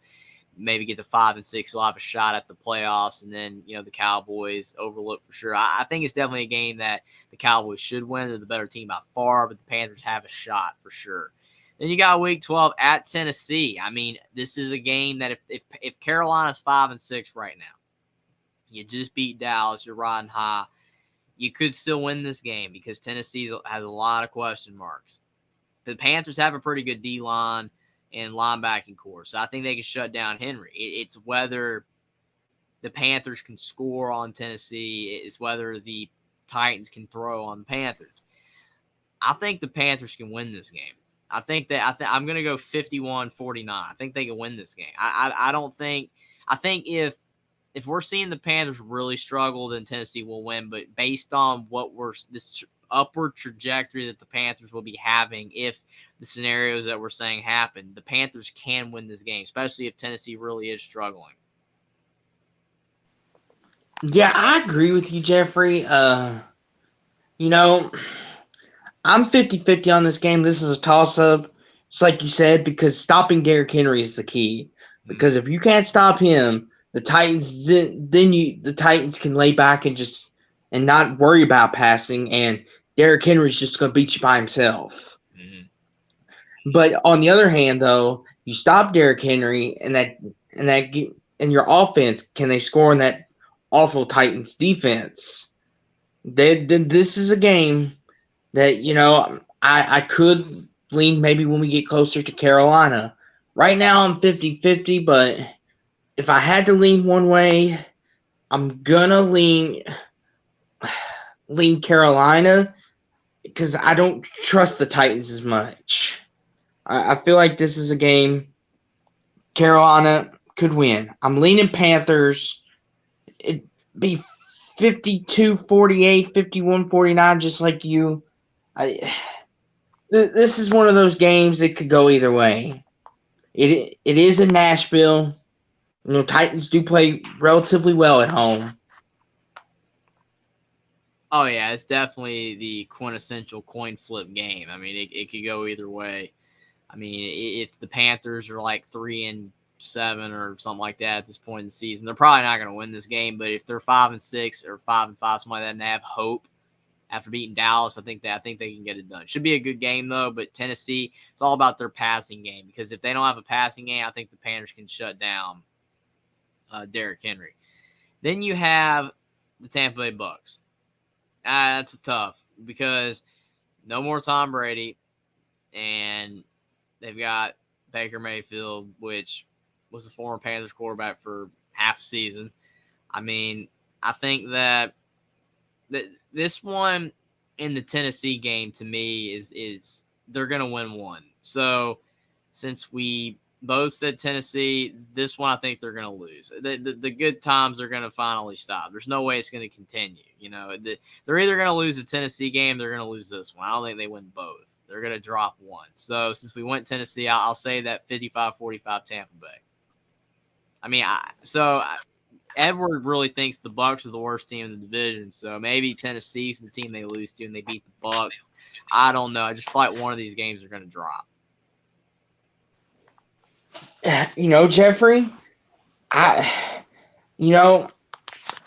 just kind of curious, on what the Bucs are going to be, because a lot of the players, want to get traded out or don't want to be there because Tom Brady's gone. Like the last one standing are Mike Evans and Godwin, and it's like, can Baker possibly get the Buccaneers to the playoffs?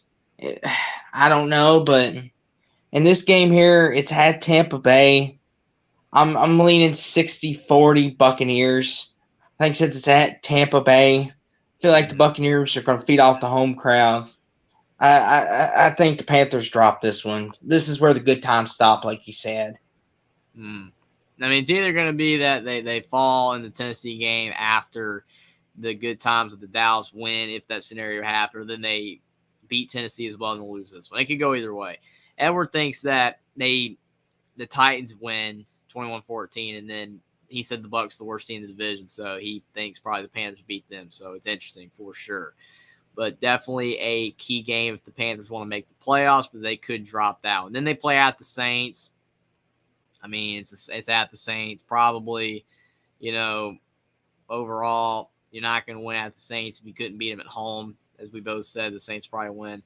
So I'll probably say Saints 75-25. They probably would just have too much defense. Their home crowd will be going really good. And if Derek Carr is healthy and playing at a above average level, then you think the Saints would have enough. Yeah, we've mentioned a couple different times how division games are always possible splits and all that. Where the Saints are right now, their defense and their offense are just head and shoulders above Carolina. I'm 80-20, possibly even 90-10 that the Saints win in the Dome. I just, it's hard to think that the Saints lose here, especially at home. Yeah, I would agree with that. I think that the home crowd, and the fact that, like you said, the Saints are probably better than the Panthers in almost every part of the on the field at every position, they'll probably win for sure. Then on to the next game, you have the Falcons at home. I think the Panthers can get that done. I think that the Panthers can come back around and beat the Falcons. Falcons are a team that they've got some promise, but it's at Carolina, and I feel like the Panthers, if they're still in contention for a playoff spot at this point in the season, I think they could beat Atlanta. I think they could, find a way to win. I'll go 65-35 Panthers. Yeah, this right here, Jeffrey, I've got this game coming back around, and I think y'all get it done this time. I'm 70-30 in favor of the Panthers. I think since it's in Carolina, I think y'all come back around and get this dub. I think you make up for that week 1 mistake. And if y'all are right there maybe battling for the division or maybe the playoffs are in your eyesight, y'all are going to be determined not to lose this one again. For sure. It definitely is going to come down to if they're still in contention for a playoff spot. I think that will definitely play a role in how hard they play. Then you got Green Bay. Green Bay at home. I mean, you don't have Rodgers anymore. You've got Jordan Love. I would probably go Panthers. I think they can get it done. I think that I'll go 60-40. I mean, we don't know how bad the Packers are going to be. They could be, not too bad. Maybe Jordan Love surprised some people, but if they don't mesh well and the Packers are really struggling and the Panthers are still alive for the playoffs, I think they'll win. Yeah, this is another one of those question marks. We don't know how good or bad Jordan Love could be now that he's got full time and he knows this offense is his now. The Packers defense, I think, will still be okay. This is a game I'm leaning 55-45 Packers. I think maybe the Packers can win this game, but I'm not confident in it because this could also be a game Carolina could win, especially since it's at home and J.C. Horn. If he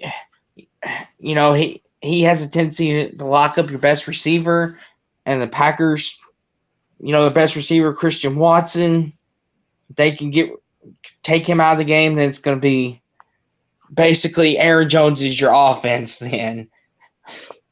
But I'm leaning 55-45 Packers.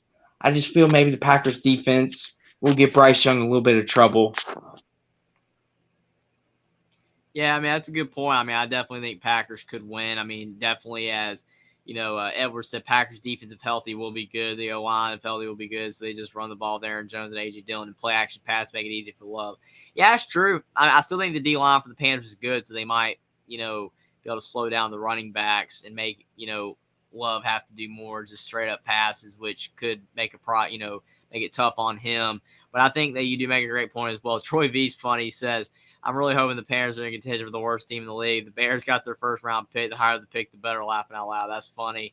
But yeah, I mean, I think the Panthers might find a way to beat the Packers, especially if the Packers really struggle. Now, this next game, no, I think the Jaguars will beat the Panthers. I mean, it's as you've mentioned several times, also in Duval. It's at Jacksonville. I mean, they're a solid team, getting better. Trevor Lawrence playing some high-level football. I feel like the Panthers will drop this, and I'll probably go 75-25 Jaguars. Yeah, I'm going 85-15 in favor of Jacksonville. Jacksonville, you're just going to have too much offensive weaponry, and Jaguars' defense is good. And I feel like Bryce Young is going to struggle with the Jags defense. 85-15 in favor of Jacksonville. And Trevor Lawrence, he's here to ball.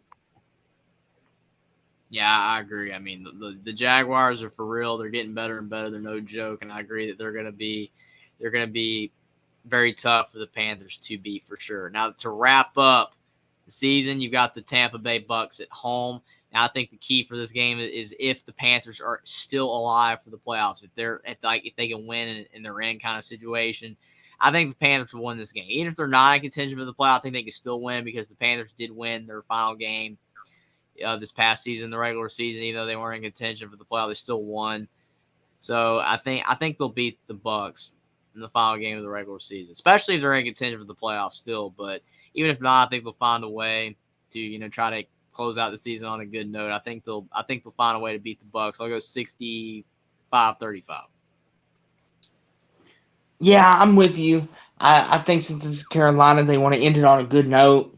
If they're in playoff contention, this could be one of those that they have to win. But if they're if they're just hovering around, say 6-10 or 5-11, this could be one of those games that is meaningless to both. But right now, I'm leaning 55-45 Carolina. I think they get it done. Definitely, for sure. Should be interesting. I think the Panthers will probably finish, if I had to guess, like 7-9. No, not 7-9, like 7-10 or 8-9. I think is where they're going to finish. Probably fall just short of the playoffs based on the schedule. I have a lot of tough, teams that they have to play. But I think that they have a chance to make the playoffs. I think they have a chance to be better than this past season. But probably 8-9, 7-10 is their most likely bet. And unless the NFC South is that bad, more likely miss the playoffs. But they'll have a shot. They have a chance. But they'll have to win some big games if they want to get that done. Edwards says Packers have lost 4 or 5 defensive stars last year. If healthy, they'll be good, but health is the key. And Edward also says it kind of really bad the Jaguars' offense is going to be better than last year. Jaguars win the NFC South. They definitely could. The Jaguars could be really good. So how many more teams do you want to go over the schedule? Do you want to wrap up with the Chiefs, or is there any more teams you want to do first? I think an interesting team, that we need to touch on is just for Troy V. Let's touch on them Chicago Bears, and then we can go home with the Chiefs. Okay, sounds good. So we go up to the Chicago Bears. Troy V, this one's for you, buddy. Let's see what we think of your Bears. Well, right off the bat, very interesting stuff. You've got the Chicago Bears playing the Packers. I think that's a potential win. I mean, it's very possible that they could win that game because of the fact that the Packers, we don't know how Jordan Love's going to do. And if he's going to play well, it's probably going to take him time to, start to improve and settle in. So I would say the Bears could win this one, 55-45. Just barely they could win this one. Yeah, I'm with you. This is a rivalry game, though. Packers and Bears fans do not like each other. No. This is a game that they always circle on their calendar. Whether it's week 1, week 18 now, or week 3 or week 8, you get my point. They circle the game on the calendar. This one is in Soldier Field. Justin Fields, new offense. Big key is, can the Bears protect him? Have they given him enough weapons? Is Justin Fields ready to take that next step? Right now, I'm leaning 60-40 in favor of the Bears. They won the opening game last year against San Francisco when no one gave them a shot. They have a very good chance to win here. I'm going 60-40 Bears. Yeah, that was crazy for sure when they beat the 49ers, like you said. That was crazy. So, yeah, I would say that they can beat the Packers. I think they'll find a way. I think they'll get it done. Next, they got the Buccaneers. It's possible. I mean, it's not impossible. Buccaneers are not, going to be a top team in the NFL next season. I mean, going on the road will be tough. I probably would say 51-49, maybe the Bucs, just because on the road, maybe they'll find a way to win. But the Bears could win this game. Yeah, this is one when Tom Brady was there. They played a couple different times. When they played in Soldier Field, the Bears defense roughed Brady up, but then when they went to Tampa, Brady absolutely took them apart. Now here, there's no Tom Brady. It's just Baker Mayfield, and it's Justin Fields. And here it's at Tampa. But still, I think Justin Fields and the Bears should win this game. This should be a game that Justin Fields should outplay Baker Mayfield for sure with the weapons he has. And if the Bears defense is what we expect it to be, I'm going 70-30 Bears. But it's at Tampa, so there is always that possibility. But right now, I'm going 70-30 in favor of the Bears. That could change, though, as we get closer. I like it. Definitely bold on the Bears for sure. I think that there's a lot of question marks, just like Edward said. Definitely a lot of question mark. Troy says cool on us talking about the Bears. He said Bears going to start to stout their division down this year with being the pack week 1. They definitely have a great chance to do that, but I do think that the Chicago Bears are a team that still has a lot of question marks, like Edward said.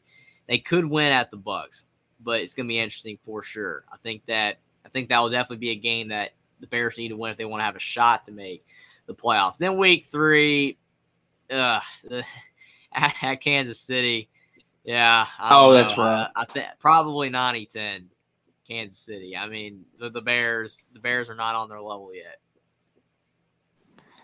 Yeah, this is one of those games. Bears fans, just don't even turn on the TV. Save yourself, because you could have had Patrick Mahomes, but you went Mitchell Trubisky, and that just didn't work out. But that's another story for another day, because that could go on all night. But I'm with you, Jeffrey. 85-15 Chiefs. Yeah. I give the Bears a slight chance. Maybe it's early in the season, week 3. You never know. Maybe catch the Chiefs napping, maybe. Possibly. But I'm going 85-15 Chiefs. Sounds about right. Troy V says, I like that it's at Tampa early because the Heat won't be as much emphatic talking about the Tampa Bay game. That's a good point. Connor Johnson, thanks for stopping by. He says, go Beavers for sure. And Troy V also said, Bears lose this one, I'm thinking. So he's not very confident the Bears beating Kansas City as well. So on to our next game. We've got week 4 of the Denver Broncos at home. I think the Bears can win this one. I think that they could definitely win, over the Broncos, because you look at Russell Wilson. I mean, he was way, had more of an impact, had a way better of a career, so far at, the Seahawks. And now that he's at the Denver Broncos, just not working out as well. I mean, you've got Jerry Jeudy, you've got KJ Hamler, you've got receivers that are supposed to be, impactful, but they're just not having a high of an impact. And then the offensive line's not really there. The defense just isn't there. So it is what it is. But I will say that, for Denver, they'll have a shot to win this game. But I think the Bears actually will get this one done. I think that they'll have enough. DJ Moore, Justin Fields, it's at home. And Denver on the road has not been that great with Russell Wilson.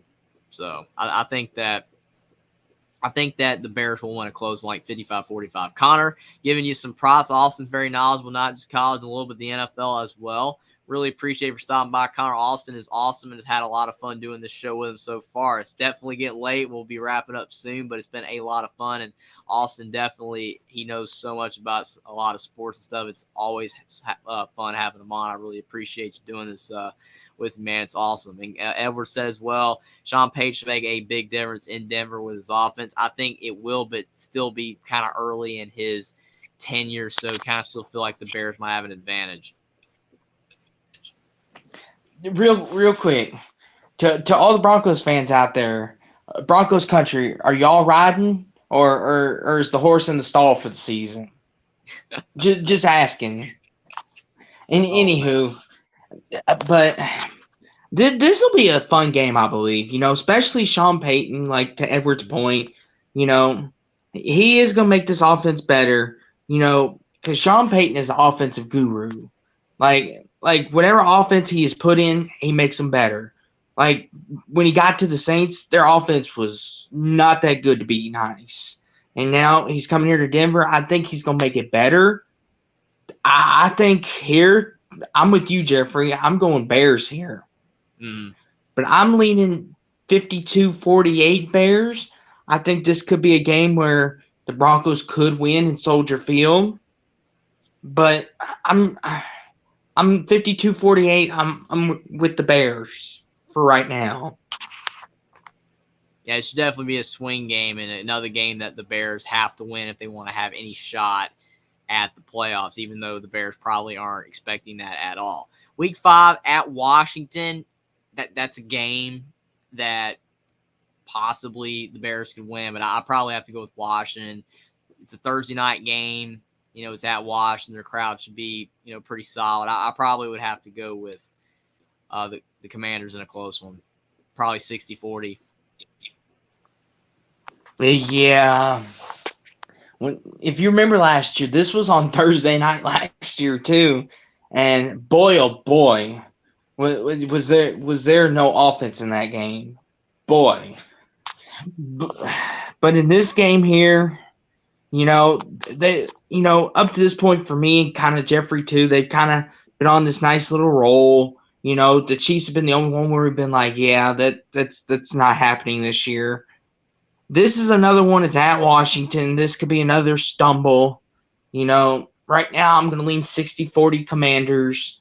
I feel like the Commanders could get this one on a Thursday night. Could be another stumble in the road for the Bears because the Commanders, they're another question mark. They could be good. They could be bad. They could be meh. Not could be in between. But I'm with you, Jeffrey. 60-40 Commanders.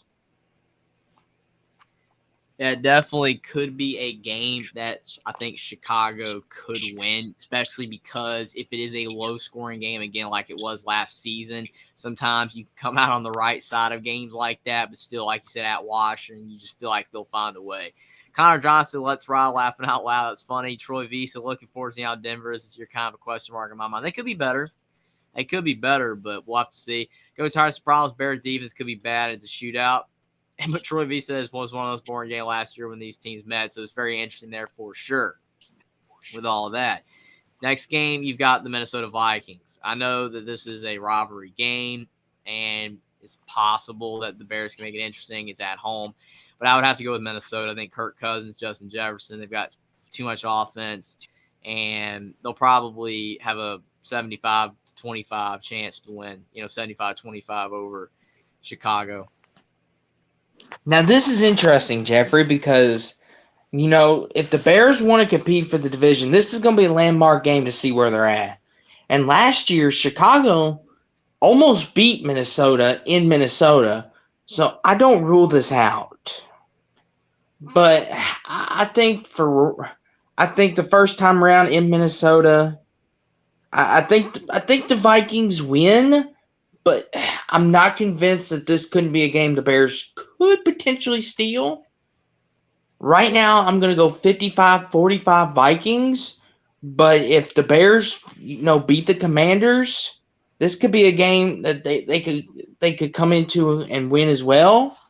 But this could also be a bounce back game because the Vikings, is their defense going to be any good? We know what Justin Jefferson is. We need to see what Jordan Addison is going to look like paired next to him. There's some question marks there. But right now, I'm 55-45 towards the Vikings. Yeah, Edwards says Bears are just a tough team to do predictions with because of the question mark on defense, O-line, running back. If Fields takes a step. Troy V said Bears usually split the Vikings each year, going with the Bears at home. And it's a great point you brought up, Austin, about the game being close last year. I think that, overall, the Bears and Vikings are a great rivalry. They could win. I mean, they really, really could win. But I just feel like the Vikings are a team that, again, is good in the regular season. And even though they usually make games close, it should be a close game. I just feel like Vikings will find a way to close it out. Should be a good game, though. And maybe the Bears could win, but I still feel like the Vikings will win. Next, you got the Raiders. I think this is a game the Bears could win because the Raiders, I know they got Jimmy Garoppolo, but they're a team that has a lot of roster movement right now. And we don't know how good Garoppolo is going to mesh with the team. I think the Bears can win. I'll go 51-49 Bears. I think that, obviously you got Hunter Renfrow. The Raiders have some talent, but the defense is still not going to be there. I feel like Fields, this could be a game where he can run for like 200 yards, on the ground. He could have a big game on the ground with his legs because of the fact that the Raiders defense isn't there. If Fields has like 200 rushing yards, a couple touchdowns, something like that, I think that the Bears could find a way to win at home. I'll go 51-49 Bears. Jeffrey, what scares me is Davante Adams and Josh Jacobs. And Davante Adams knows the Bears very well. I feel like this is a game where Davante could expose the Bears. Like this is a game where Davante could get 10 catches for 250 and 2 tutties, because he knows the Bears. And in Josh Jacobs, you seen what kind of running back he is. This could be a game where the Bears could absolutely get embarrassed. Like, I know that's tough to say, but they very well could. And if Jimmy Garoppolo stays healthy and doesn't turn the ball over this game, he's very good. I won't say he's great, but he's very good. I mean, he took the 49ers to an NFC title game in a Super Bowl. Right now, I feel like this is, I know it's in Soldier Field, rainy conditions, snowy possibly this time of year, but I just don't know. I'm going to lean 65-35 Raiders. I mean, that's definitely a great point with, talking about, Davante Adams knowing the Bears. I think that's a great point. And I feel like, the Raiders could be better than we're expecting for sure. But I still think that the Raiders defense is not great. And again, this is going to come down to Fields. If Justin Fields has a big game with his legs in this one, I feel like the Bears could get it done. But like you said, maybe the Raiders are better than we think. Maybe they have a much better season. As Edwards says, if the Vikings cut could, like the rumors have been saying, the Vikings might be in trouble because I don't know who runs the ball. Kirky's a play-action quarterback. Y'all says if Jimmy G stays healthy, Jimmy will mesh well with Josh McDaniels' offense. Go Tigers all says he was in Josh McDaniels' offense for like 6 years. So all great points. I still feel like maybe the Bears can win. I'll go 51-49. This is one of those games like we've talked about several times where if you look at the Bears and they're really struggling and you have, the Raiders looking really good to start, the season, then this is one I could easily flip my mind and be with you. It's the Raiders are going to win. But just as of now, I'll give the Bears the benefit of the doubt, 51-49. Should be actually a really interesting game, really close game. Next game, you got the Chargers. I don't think the Bears can win this one. The Chargers, are a team that me and you are both kind of feeling like with Herbert, they could take a step forward this season. And the Bears are probably not at their level yet, having to go on the road all the way to L.A., probably not very favorable there. And a Sunday night. Probably 75-25 Charge. And like you said, it's a Sunday night game. Just not very favorable for the Bears.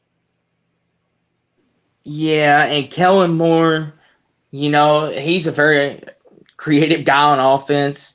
Like I pray for everyone over there in the AFC. Like, I'm glad he didn't come to the NFC because, like, Kellen Moore could dial up some offense now. And I feel like this game right here, Justin Fields, the Chargers defense, is going to give him some problems this game. I feel like he's going to be running for his life back there.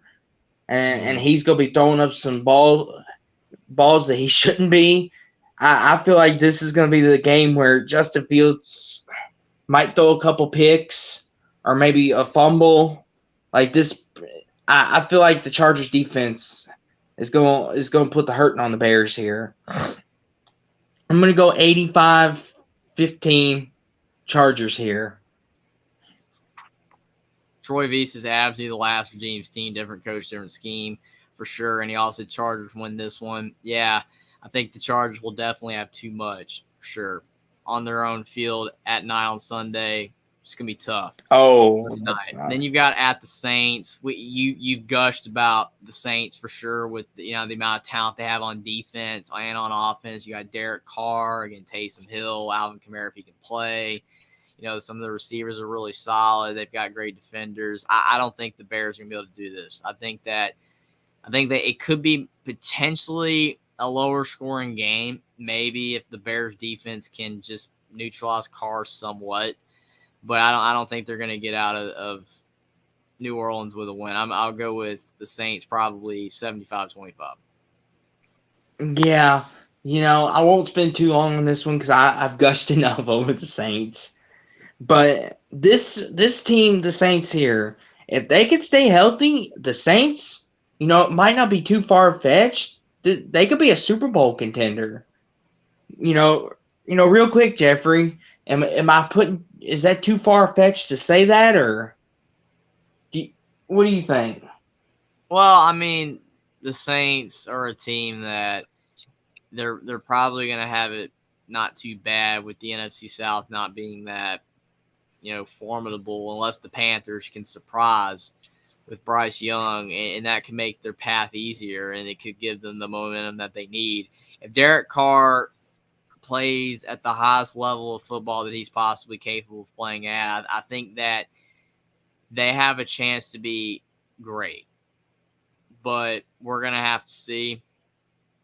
I think that, maybe a Super Bowl is maybe a stretch, but it's not impossible. I think that they have the talent there. It's just about meshing Carr into the offense. And if it works out, then they could be way better than they were this past season. And maybe they can make a deep playoff run possibly. Yeah, but to your point, Jeffrey, on this game, though, thank you for answering my question. Just wanted to see if that was a little far-fetched, if I was maybe gushing too much. Because, I had to be honest, not to go too far off in the end here, but, ever since Drew Brees got screwed out of those 2 games, I always felt like the Saints were right there. But that's a different story for another day. But in this game here, to Troy's point in the chat, it's at the Saints. If this was maybe in Chicago, it might go the other way. But since this is in New Orleans, I'm going 80-20 Saints. I think the dome gets cracking. Yeah. Too much, and the defense is too much. Edward says Chargers have been trying to trade Allen for most of the offseason, kind of like they took Johnson the first round.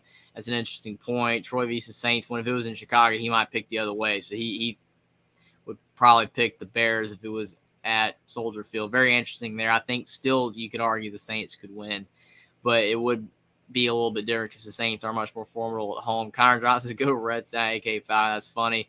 And he goes hard, so they keep Allen to watch out Williams, Allen, Johnson, Palmer, Everett, and possibly Eckler. Yeah, it would give the Chargers some pretty good offensive weaponry for sure. But to your point, as we said, I think the Saints can get by the Bears fairly easily. Then you got the Panthers. I think we both said we felt Carolina would win this one. Did we say that, or did we pick the Bears? I can't remember. I think I might have picked the Panthers. We said the Panthers. Mm-hmm. Yeah, we both leaned Panthers here, but slightly. And we said this is a primetime game, 8:15, Prime Video. We were slightly on the Panthers side, but we could be flipped the other way, depending on how seasons are going. Yeah, it should be an interesting game, especially with the whole trade thing and with, Bryce Young with the Panthers and then DJ Moore, at the Bears. Just a very interesting game right there. Go Tires, so that video is a shame, but very funny. Troy V said, I said my bear was smoking laughing. I definitely remember that comment, Troy V. That's hilarious. I mean, hey, they could. I think it should be a pretty solid game. Hopefully it's a good game.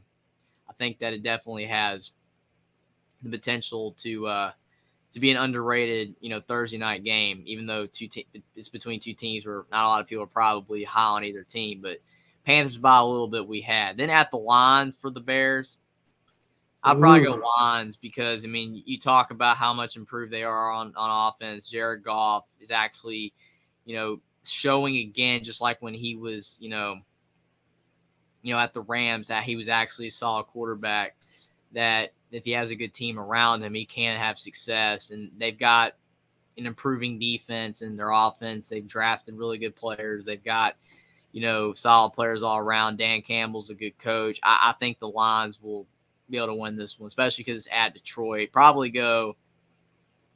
actually go 80-20. I think the Lions will have a good shot to maybe have a fairly easy win as long as they play well. Now, Jeffrey, here's where my spicy take of the night comes in. I'm leaning Chicago here. I think the Bears have kind of hit a lull in their season, and this is just the game that they need to get them back on track. I think they go to Detroit and they win this game. I'm leaning Chicago here to win this game. 55-45 Bears right now. I feel like this is the game that's going to wake them up, and I feel like this is a game where Detroit could, possibly – people always say the Lions are going to be the Lions. This could be that game, and the Bears are going to take advantage of it. And that's why I'm going to lean Chicago here. I'm 55-45 Bears. Yeah, that's not actually a bad take at all. I mean, I remember this past season, Detroit, kind of dropped a big game against Carolina, but it was at Carolina, but they lost that game. That was a big reason why, Detroit kind of like a little sputtered a bit toward the end of the season. But yeah, I mean, like to Troy V's point, I'm going Bears. Detroit will find a way to lose in classic Detroit fashion. But this game is at Detroit. It's a little bit different. It's at Detroit. It's not at Chicago. I do think Chicago has a chance. I just feel like Detroit is improving a lot, and I feel like Dan Campbell won't allow them to lose this game. But you never know. I like your take for sure. It definitely could happen. Next game's at Minnesota. I don't know if they'll be able to beat Minnesota at Minnesota. I think a couple of you and one of you guys in the chat said that, I think probably Troy V with the Bears said that the Bears would beat Minnesota at home, but I don't think they're going to win at Minnesota. If they're going to split the series, they'll win the home game. I don't think they're going to win this one. They could. You never know. It is a night game as well, which you think would help Minnesota. But I know some people talk about how Kirk Cousins doesn't win big games. He doesn't win the primetime games. But still feel like Minnesota will win this one. We'll go 65-35. Yeah, this is a Monday night game, so this is a big one. And it always seems like the Bears and Vikings are on Monday night for whatever reason. That's always funny. It's like the NFL is like, we're going to put Kirk Cousins on Monday night. Heaven forbid we put him on a Sunday. And that's for bad television, people. But anywho, I'm going to go 75-25 Vikings here. I could see this being a game where the Vikings handle business, but I could also see this be a game where maybe Justin Fields and company go to Minnesota and possibly win this game. It'll be interesting for sure. It's a Monday night, so anything can happen on a Monday. Yeah, you're 100% correct. I think that, like you said, with a big Monday night game and the fact that Kirk Cousins has struggled in primetime games, there is that propensity, there's a shot for Minnesota to drop this game, and especially with it being a big rivalry. But I still feel like Minnesota will find a way to win. Albertson's Lions have been getting a lot better. He also says I could see Lions winning that division. Troy says he thinks this will be a lost time at Minnesota, and Detroit can win it, but I will have to see it to believe it. Yeah, it's going to be interesting. I think the Bears will lose these two games, but they definitely could win one. Probably you would think Detroit would be a little more likely. Week 13, they have a bye, probably a much-needed bye after the tough games. And then Week 14, Detroit at home. I'll give Chicago the benefit of the doubt. Since I don't have them winning at Detroit, I'll take Chicago here 55-45, and they'll find a way to beat the Lions at home. Now, I'm going reverse. I'm saying Detroit comes to Chicago and wins. I think they do a little flipperoo here. I think Detroit, this is a game that they probably should have no business winning, but Detroit wins it. I'm going 53-47 in favor of the Lions right now. But as we get closer, I could flip it. Yeah, I mean, that definitely could happen. I mean, when you've got, the NFL, anything can happen, and sometimes what you think's the obvious does not occur, and like you said, the flipperoo could happen. Go Tigers! So they won 9 games last year. Talking about the Lions, will more likely be better, but other teams are huge question mark. No Rodgers, Bears defense probably bad. The Vikings cooking. The defense isn't great. Talking about with Detroit winning the division, and Troy V also, I'm going with the Bears sweeping this series this year. Yeah, they could. I still think that the Lions will at least win one of the games, but definitely you never know. The Bears could. Now you've got the Cleveland Browns on the road. I mean, that's a tough game after Detroit with Chicago. I mean, Deshaun Watson, it's all going to come down to him. If he is, at this point in the season, playing some high-level football, if he is, then there's a chance that, the Browns are decent and they could win. I don't know. This one's very coin flippy. I would probably have to go Browns just by like 52-48 because there's a chance Deshaun Watson is actually playing solid football at this point. And their defense is pretty solid, and they could really rush Fields with Garrett and their other defenders. I would go 52-48 Browns. I think this is another one of those classic cases of I think this is where the Browns brown things up. Not to not to offend anybody, but it's just one of those things. I could see this being a game Cleveland loses. Me and you have flip Cleveland. flopped a lot on Chicago's schedule. I think like the last 4 games we've all picked the opposite. Yeah, like at the beginning we were all kind of agreement, and now Chicago is like all flip flop. I can't wait to see when we get to the Chiefs here in a minute, but um, yeah, I think this is a game the Browns just give away. 'Cause I feel like that if they're in contention to win the division and they're one game away or possibly a game away from clinching the playoffs, they be like, oh, it's the Bears. They're nothing.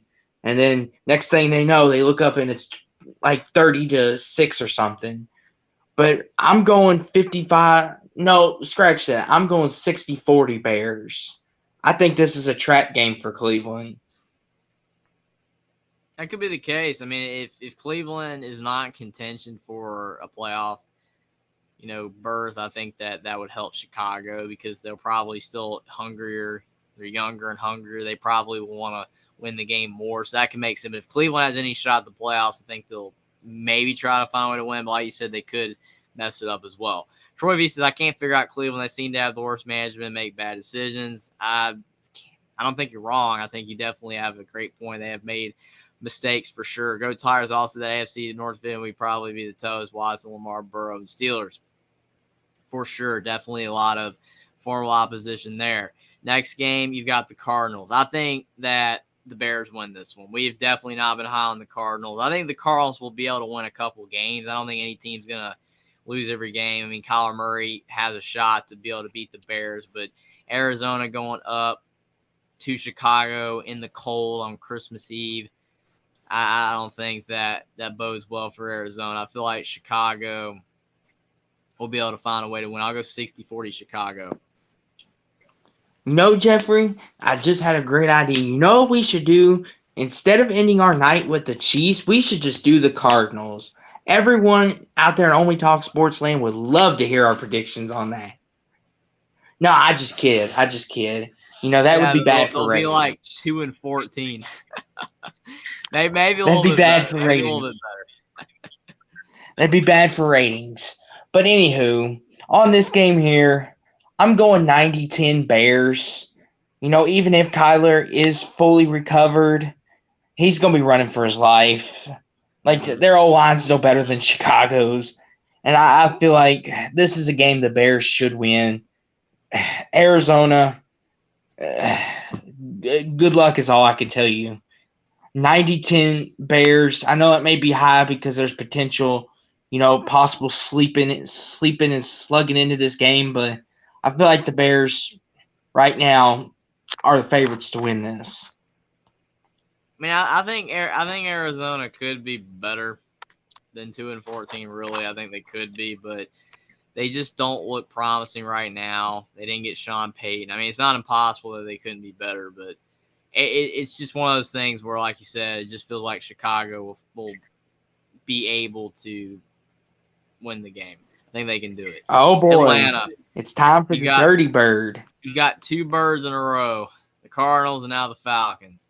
I mean, Atlanta's a team that's hard to figure out. I mean, their quarterback situation is kind of an enigma. Their team's just, I mean, they've got some guys that are pretty solid, but no one really knows where to place them. I mean, you've got some people think the Bucs could be the worst team or that it could be the Falcons in the NFC South. Who knows? I don't think that Desmond Ridder is incapable of being an NFL quarterback. I don't know if he is completely capable either. I don't know, but I think that Chicago can win this game as well, especially if they are still alive for the playoffs. If Chicago's like 8-8 or something like that, or 8-7 at this point, because I mean, there's some winnable games on their schedule. They could be better. I don't know if they'll be that good because of the fact there's a lot of potential losses. I know we've been kind of up and down with the Chicago Bears. They could be like 7-8 or 8-7 right now, and if they're still alive, I think they'll beat the Falcons because they'll want to make the playoffs. If they're not alive for the playoffs, they could still win this game, and it might maybe more lean Atlanta, but I'll go 52-48 again. Bears over Atlanta. I think that the Bears are a team that they have a lot of flip-flop games. They have a lot of games that could go either way. Yeah, Jeffrey, this has been the one schedule, like out of all the ones we've done up to this point, the Bears have been the one we've flip-flopped on the most, like you've said. Like, this seems like whichever way you go, I go the other way, or whatever way I go, you go the other way. Like, every other schedule has not been like that. But anywho, that's the Chicago Bears for you. But and this game here, on I every feel, game. yeah, they're going unbeaten next year. In this game here, I feel like the Bears should win, like you said, but Atlanta, they're an unknown. You know, like with Carolina, like I said, Bijan Robinson. You know, a lot of people have high potential for him. You know, Drake London, Kyle Pitts. You know, is Desmond Ridder the man there? You know, I feel like the Bears have more pieces in play and pieces in place and in play. I feel like they got a better all-around team. I'm going to go 75-25 Bears, but I could potentially see a Falcons win here. For sure. I think it could be – I think it could go either way. It could be really close, but I would agree. I would agree that the Falcons – have probably more question marks than the Bears, which is almost impossible to think that a team could have more question marks than the Bears, but they probably do. So at least Fields is probably more of a certainty than Ridder at this point. So yeah, I would go with the Bears just slightly. Go Tigers says maybe Kyler finally decides to watch film. That's funny. Yeah, and then Connor Johnson says, I stopped watching my foul when Tom Brady happened. Is this the year to start back up? Probably. I mean, there's a better chance that they have some success without Tom Brady in the division. That's funny. Connor also says, there we go, London and Pitts could be elite. If Pitts stays healthy, he's a great tight end. He's a great receiver tight end, kind of a back and forth type player there. Got to stay healthy, but he's a great player. And the last game, you've got the Bears at the Packers. Man, this one's tough because of the fact we don't know how good the Packers are going to be, but I'm actually going to probably go Packers just because of the fact that it's final game of the regular season. Neither team probably will be in playoff contention. I would assume the Bears would have a better shot, but I don't think the Packers are going to want to get swept by the Bears, and I think we picked the Bears already. So I'll give the Packers a little bit of love. It's a home game. I think they'll find a way 55-45. Yeah, this one here, Jeffrey, another spicy take. I think the Bears get to finally take the brooms out. I think there's a sweep on the horizon. I think they go to Lambeau at the end of the year and win. I'm like 80-20 in favor of the Bears right now. I think they go to Lambeau and get it done. I'm in favor of the Bears at this moment. But if the Packers are doing really well and the Bears aren't, it could be like it was before. Flip back the other way, Green Bay. It's very interesting. But I'm in favor of the Bears at the moment. Based on what your predictions have been, the Bears are a playoff team. I think they would be like 10-7. I mean, I think the Bears can win. That's why I only had it like 60-40. I mean, obviously, like you said, these are not like official predictions or anything. It's just like what we're feeling right now with the schedule. Basically, at this point in the offseason, I mean, Go Tigers says it's more like 50-50. I think it's a 50-50 game for sure. I think it could go either way. Troy V says Bears winning the season this week. Green Bay's obviously going to be a bust this year. And then Edward says, I'm glad Matt Ryan doesn't know how to audible. Yeah, talking about that championship, that Super Bowl win for the Patriots. That's funny there, the 28-3 collapse. But, yeah, I think the Bears-Packers could be a good game. For sure could go down the wire, but I still would say that the Packers find a way here right now. But if the Bears at this point, like if we're talking about this right before week 18, the Packers are like 3-13 and the Bears are 10-6 or whatever, I'm going Bears. It's just like right now I would say the Packers could maybe get it done, avoid the sweep, but it's so far out. our minds could change a million times on these teams for sure. I guess on to The our Bears and last. Packers all Go ahead. real quick. The Bears and Packers always deliver, Jeffrey.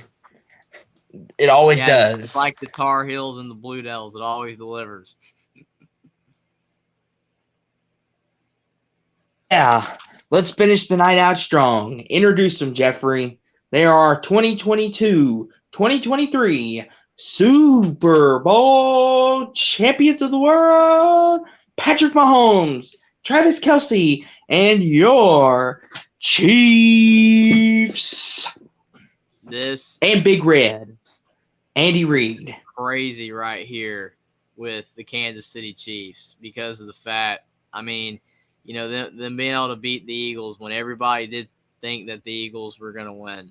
I picked the Chiefs to win the Super Bowl. They did. I was a little shocked myself. I thought maybe the Eagles would get it done, but the Chiefs got it done. But like you said, with your fantastic intro of it, can they win it again? Can the Chiefs win another one? Will it be the third ring for Mahomes? It's possible, but there's going to be a lot of competition this year for that. But you've got the regular season, you've got the Detroit Lions. What do you feel about that game? Jeffrey, watch the Kansas City Chiefs schedule be flipped too while we're at it, just because it's how we are tonight. But anywho, Detroit, this honestly, this should be a fun game. I feel like Detroit, this is going to be the game to see where they're at. Like, how good is Detroit really? You know, there's always the saying, to beat the man, you got to beat the man. Well, Kansas City, they are the team, you know, and I feel like this game right here, I feel like Kansas City's going to win, but Detroit's going to give them a really good game. It's the kickoff game, Thursday night, 8:20 NBC, banner night, you know, I feel like this could be a game maybe Kansas City is caught sleeping a little bit. But right now I'm going 51-49 Chiefs. I feel like Detroit might hang in there with them. Yeah, I think that there's the possibility for the upset because the Chiefs are riding high from their Super Bowl win. And, you know, sometimes you go out there and you're not giving it 110%. You could maybe drop the game. But it is at home. I don't know if Detroit's like the best opponent they could have possibly played. If it was like Cincinnati or something, maybe they, you know, would have had a better chance. I know that I did pick Kansas City to beat Cincinnati when we did that game, but it was like week 17. But then a week 1 game, maybe it's possible. Detroit could get it done. I agree with you, but I would probably go 65-35. I feel like Kansas City will maybe be a little slow to start, but I don't know if Detroit's going to have enough offense right out of the gate in week 1 in Arrowhead on a Thursday night game to be able to win. It's possible, though. It's not impossible at all. And, you know, as we look at these teams as they start the season, maybe Detroit's looking so good that my mind flips bad, but I would probably go Kansas City 65-35 right now. They're just proven. That's fair. Mm-hmm. They're definitely the proven team, but Detroit could surprise. This is a potential loss. I don't know. I mean, this is the one where I'm like at Jacksonville. I mean, the Jaguars. I don't know. Maybe I'm a little too bullish on Trevor Lawrence. I have no idea, but I could see Kansas City losing this game. You beat Detroit. You're like, you start out 1-0 and then you can lose. I'll actually, maybe this is my spicy take. I don't know if you agree, but I'll take 51-49 Jacksonville. Ooh, Jeffrey's getting a little spicy. You hear that, folks? The grill's on. But anywho, Jeffrey, it is in Duval County. Anything could possibly happen. You just never know. But I still think Patrick Mahomes and the Chiefs are the standard. But I think this game, to your point, I think Trevor Lawrence is going to give him a heck of a showing. I think, with them being the Super Bowl champs, a lot of teams are going to give them their best shot and then some. In this game, I'm leaning Kansas City to start 2-0. but I wouldn't be surprised, like you said, if this was a loss. I'm leaning 55-45 Chiefs.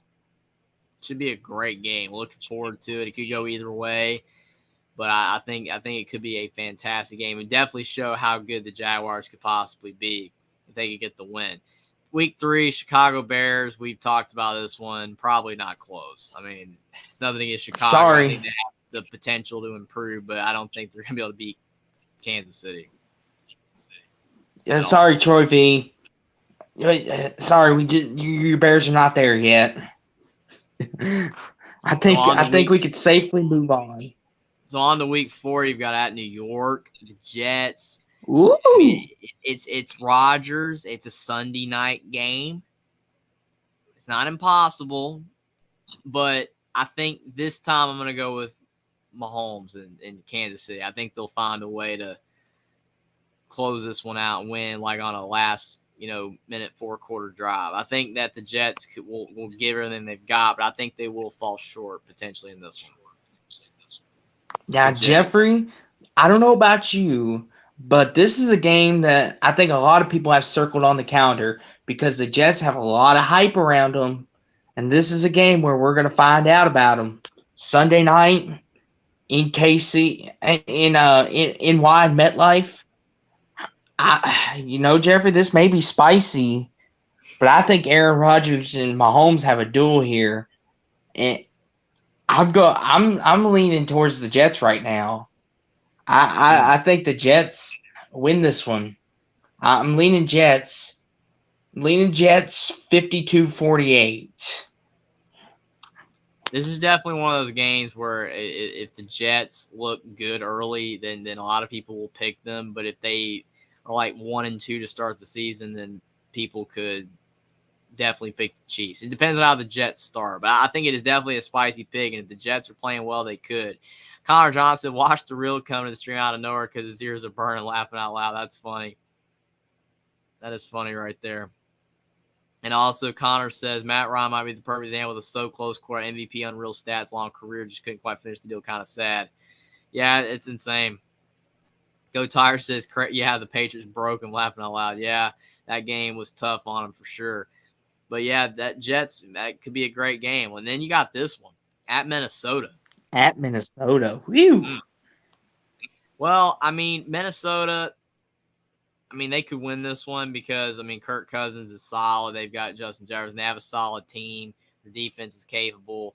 But I think Mahomes wins this one. I think they will be able to go on the road and beat Minnesota. Probably 60-40 and a probably 7 to 10 point win. Yeah, I'm thinking in this one, I'm on the favor of the side of the Jets, so I think this is another one of their get-right games. I think they go to the U.S. Bank, and I think they give the Vikings a loss here. I'm going 70-30 in favor of the Chiefs. Justin Jefferson is going to be a beast. He's going to put up unreal numbers, but I just think the Chiefs' front line is going to get to Cousins. And if Dalvin Cook's not there, it could be some trouble. Oh, man, this is funny from Edward. The funny thing about the Jets and Rodgers is I don't have weapons with the Packers, but you can sign those guys for me. Oh, that's funny. That's a good one. It's basically the same team almost. That's funny. Next is Denver. This one kind of speaks for itself. Just you don't really feel like Denver can compete with Kansas City. It's a night game at Arrowhead Thursday night. Denver. I know Sean Payton's new head coach, but it's going to take him a while to be able to make Denver better to the point where they can compete with Kansas City. I have to go with probably Kansas City 90-10. I'm going Kansas City 90-10 like you. I think this game's pretty much one of those that you kind of speaks for itself. On to week 7. So on to week 7, you've got Los Angeles, but this one is at Kansas City. If this was at Los Angeles, it'd be a little different. And there's a possibility that Herbert could go on the road and get it done. but I would probably have to say that Kansas City wins at home. I think that Herbert and that crowd, he'll keep it close, but then in the fourth quarter, the Chiefs defense will sack them a couple times. They'll just fall behind, maybe lose by 10. It'll be a good game, though. It'll be a really good game, but I think that the Chiefs will find a way to win this one. I'm with you. I got the Chiefs. I think this is going to be a really good game. This Jeffrey can honestly be another shootout game.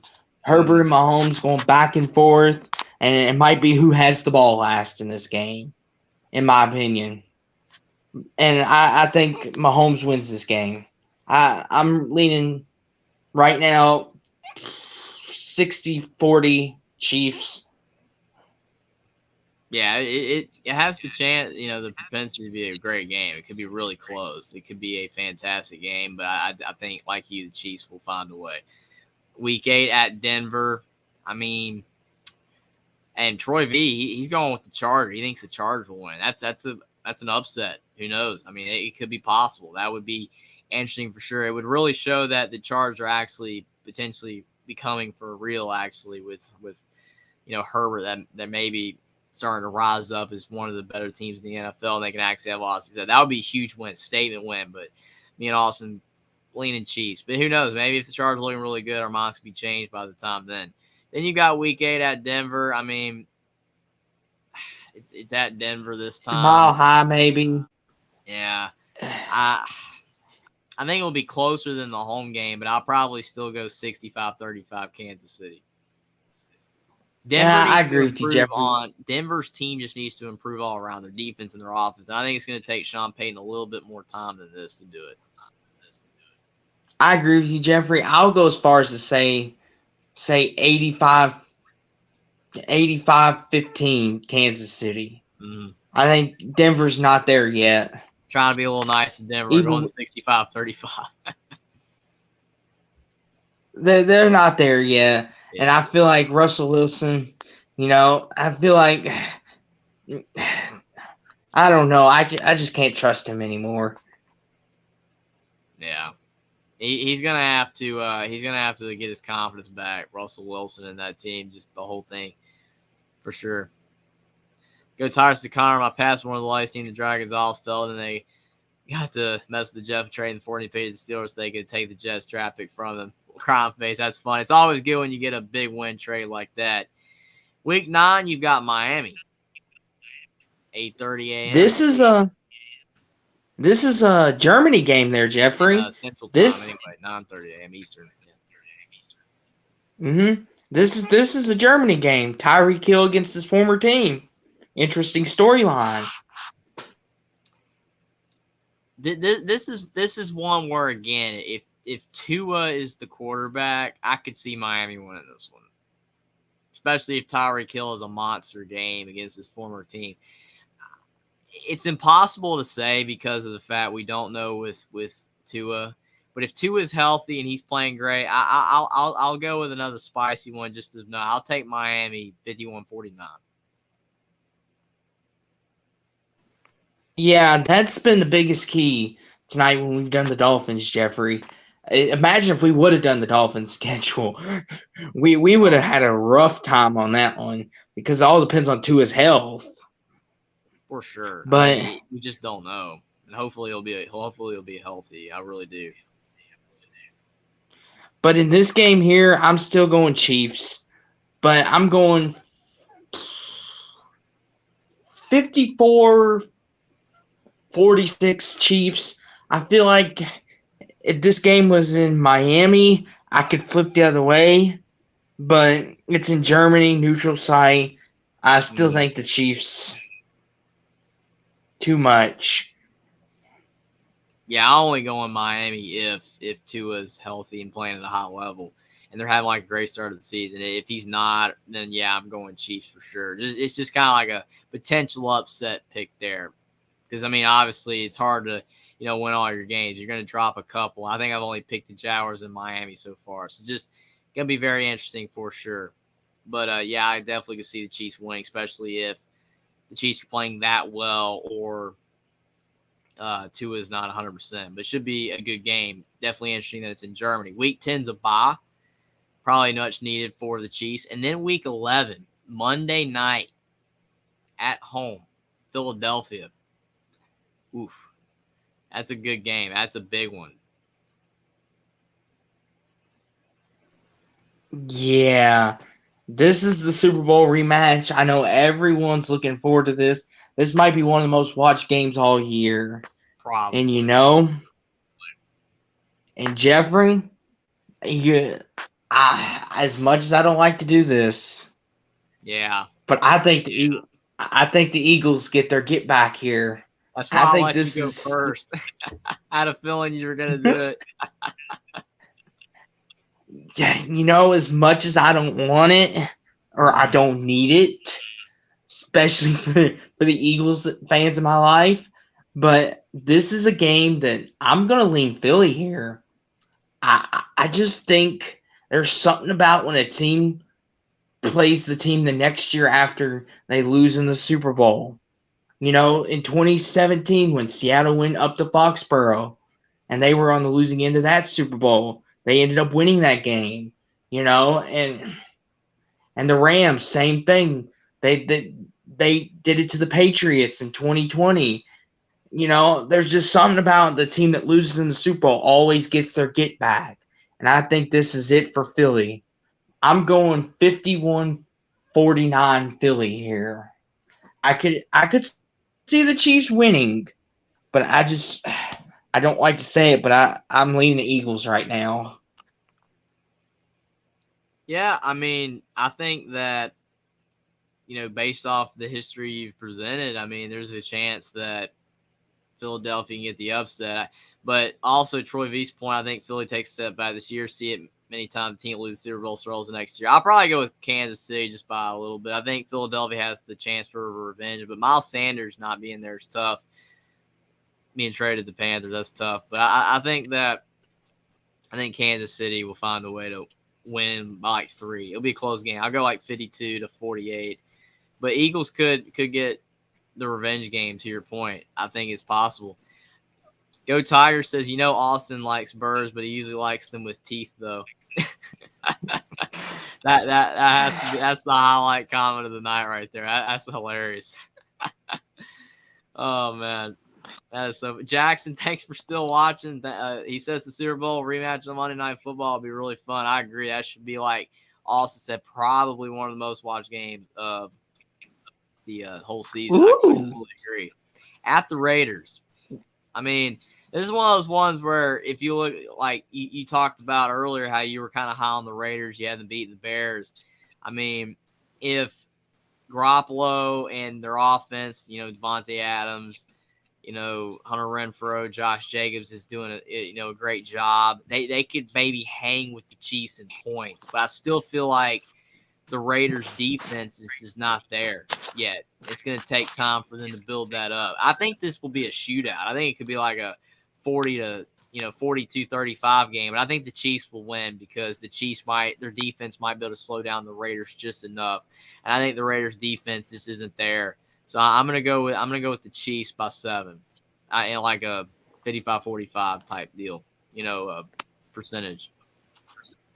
Should be a good game. A side note, this game here's on my birthday, so it'd be interesting. That's cool. But the thing with this is I do have some hope for the Raiders. I think if they can get their defense fixed, they could be a solid playoff team because they still have a bunch of talent, but the defense needs to get fixed quick in a hurry. Because when you play the Chiefs twice a year and then you sprinkle in the Chargers twice a year as well, and then possibly a couple other teams like the Cowboys and maybe the Bears, if their offense gets clicking, it could create problems. But here, to your point, it's in Vegas. They had a classic game in 2020 where Mahomes got the ball last and went down and won. I'm thinking we're going to get a redo of that. But this time, it's going to be the Raiders. I'm going a little spicy. I think the Chiefs go on a 2-game losing streak. Wow. I think Garoppolo gets the ball last and hits Devontae in the back of the end zone with 10 seconds to go. and it's a 34-27 Raiders win. I'm 52-48 on the Raiders right now.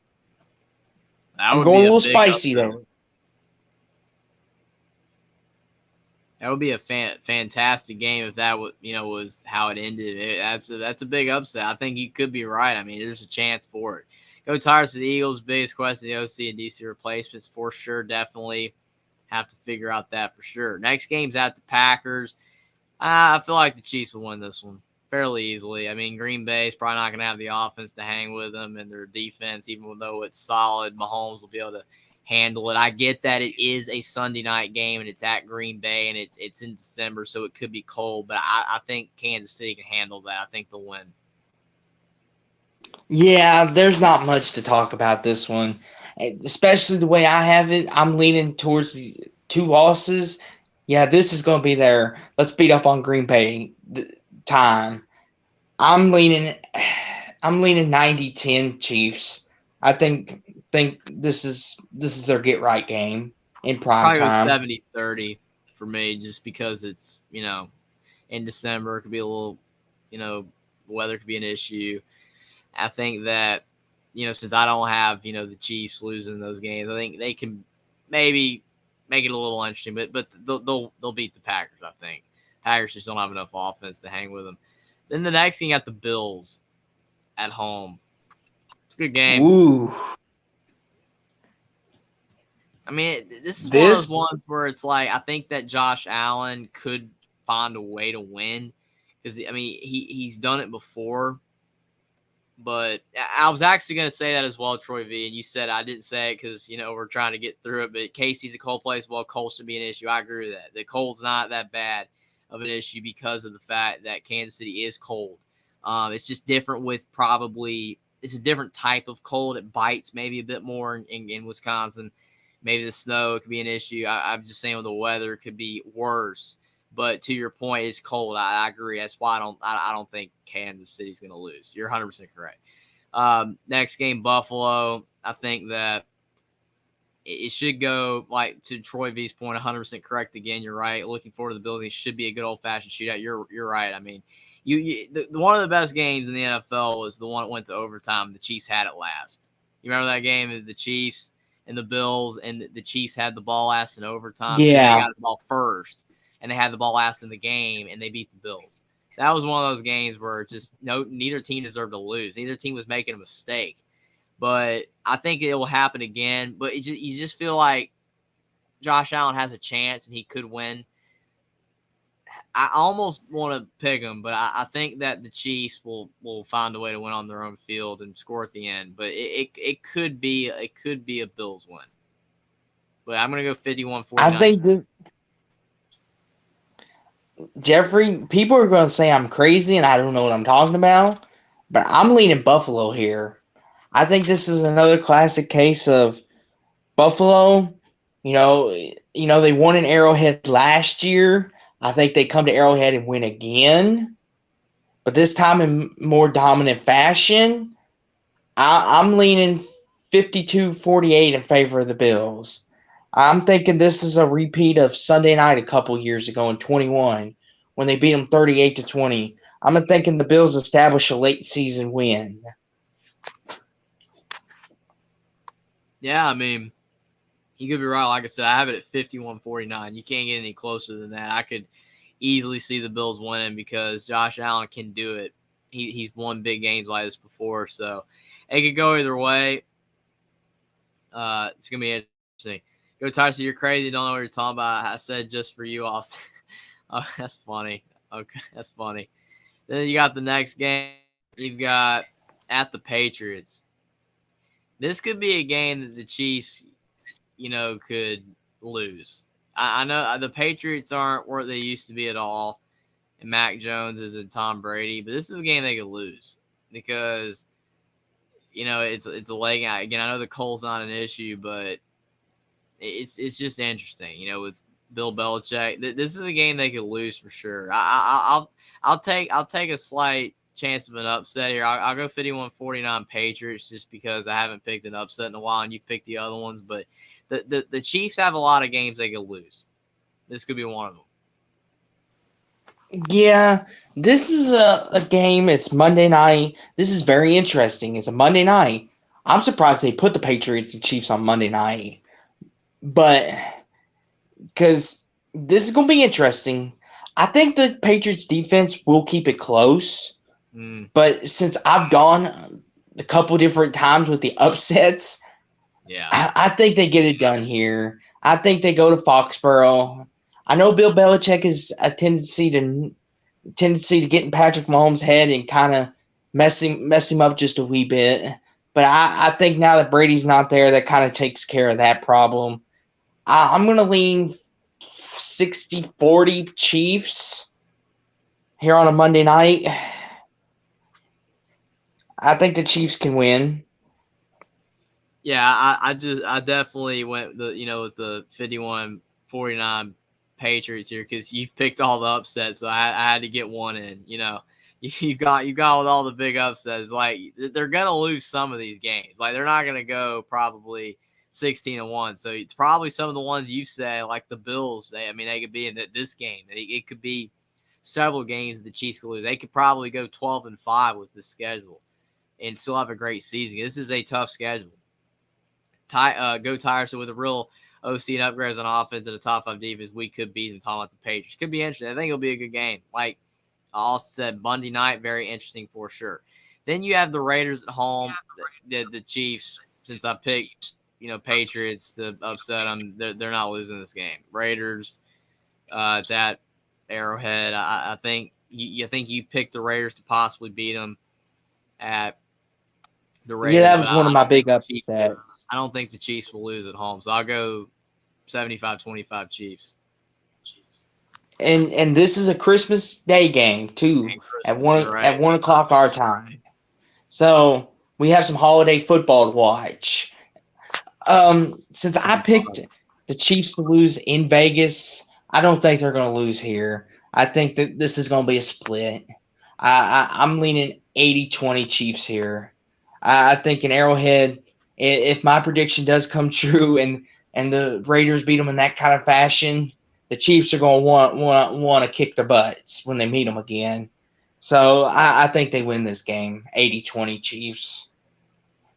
Yeah, I would agree with you for sure. You'd think that they would get revenge, and even if they do sweep them, I think they will still win the game for sure. Even though there could be a potential chance for a look ahead, I still think that they will beat the Raiders because they got the Bengals at home. Did we both pick the Chiefs in this game? I think we did. I can't remember if you picked the Bengals. Yeah, we both went Kansas City here because I think we both went Kansas City here, I believe.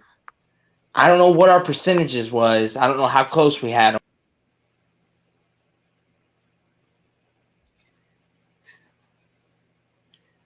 Yeah, it definitely should be close though. To your point.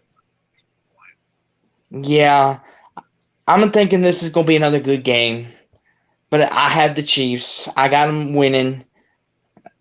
Now, the only question is how much is going to get taken out of them, because the Bengals are going to give them everything they got. Oh yeah, for sure. Like Troy said, should be another great game in shootout fashion. The Bills, the Bengals, games like that, should be fantastic games. There should be shootouts for sure. As long as Joe Burrow, his offensive line protects him, the Bengals could win. That's the key. But it's an Arrowhead. As long as Mahomes is not banged up, he's healthy, the whole team's playing at a high level, it should be tough for the Bengals to get it done. They have a shot, but I like me and you said, Chiefs, you got to lean the Chiefs for sure. But it should be a great game. Looking forward to that one. It's one of the ones to circle. Then the last game, I can't remember. We haven't done this game, obviously. I think we've talked about the Chargers a lot. This is one they could lose. Last week of the season, Chargers want to prove themselves. Could help the Chargers increase their seed. I could see the Chargers winning this one. Jeffrey, real quick before you give your percentage, Kansas City's back half of their schedule is no joke. Like, this is not an easy schedule to go through.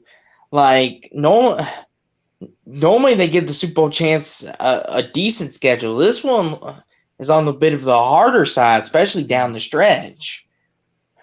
That's why I'm like 12-5 would be good. Actually, it would be really good because this schedule is really hard. I mean, I could see 6-7 losses if the Chiefs regress. If they lose 4 or 5 games, then the Chiefs are probably still a really good team. But based on the schedule, you would think they're going to lose some of these. I mean, like you said, there's some pitfalls. I mean, the Patriots, the Chargers, the Raiders, possibly the Bengals, the Bills, the Lions. There's a lot of potential losses. I think this one could be it. I think this one could be it right here. You know, the Chargers could upset them. Last week of the season, I don't know what time it is, obviously, but if it's a night game, it can make a difference as well. I think the Chargers, maybe if they're in a situation where they're still trying to fight for seeding in the playoffs or try to make the play, I think the Chargers can get this done. I'll go 51-49 Chargers, and they can win by 3 points. I think the Chargers can get it done. Troy V brings up a great point in the chat, Jeffrey. If you wouldn't mind pulling it up real fast for us. Clinched already, they may start something to think about. You're right, Austin. That is a great comment from Troy V. I mean, that if like the Chiefs clinch something, yeah, they could sit against the Chargers. That's true. That's true. Yeah, that's very true. But right now, I'm going to say the Chiefs win it 55-45. I'm going to lean Chiefs. Not confident in that, though. Especially if they sit starters, then the Chargers should absolutely win. Yeah, I would agree with that. It should be interesting. I think that the Chiefs, I mean, they have a team that's very capable of doing a lot this next season in the NFL. Maybe could repeat, you never know, but they've got a tough schedule. It's going to make it very difficult. We can both agree that the schedule is really hard. Could potentially lose 5 or 6 games, maybe. You never know, but more likely probably 4 to 5. But still, a tough schedule for the Chiefs should be very interesting for sure. But yeah, we went through a lot of schedules. We wanted to go through more teams. I think we went through like 6 or 7. We went deep in depth on the teams that we did. We did not get to go through them all just because of the fact we took a long time with each team. But we kind of got to every team. We got to talk about every team. So, yeah, definitely you can tell there's a lot of hard schedules. The ones we did, I mean, the Chiefs have a hard schedule. I mean, you look at the Cowboys, they have a tough schedule. Even the Eagles have a tough schedule. So, I mean, which is crazy because those teams are good. You would think that their schedules would be easier because they're the good teams and they're playing the teams that aren't as good. But the NFL's got a lot of good teams. They have a lot of tough schedules. So I think that's going to be hard for the Chiefs to repeat, but it should be crazy. But you got any final takeaways, on the NFL schedule release the teams we got to do? Yeah, there's going to be a lot of great games this year. We get to see a couple Super Bowl rematches. Rams Bengals on a Monday night. We can see the Chiefs Eagles on a Monday night. We get to see my Cowboys against the Niners. That's always a good game, classic rivalry. Your Panthers, Jeffrey, get a couple primetime games this year, a Monday and a couple Thursdays. There's a lot ahead. You just never know. And the Chiefs, looks like they've got a lot ahead of them themselves. And it's just, you never know. I'm looking forward to it. Can't wait for opening night.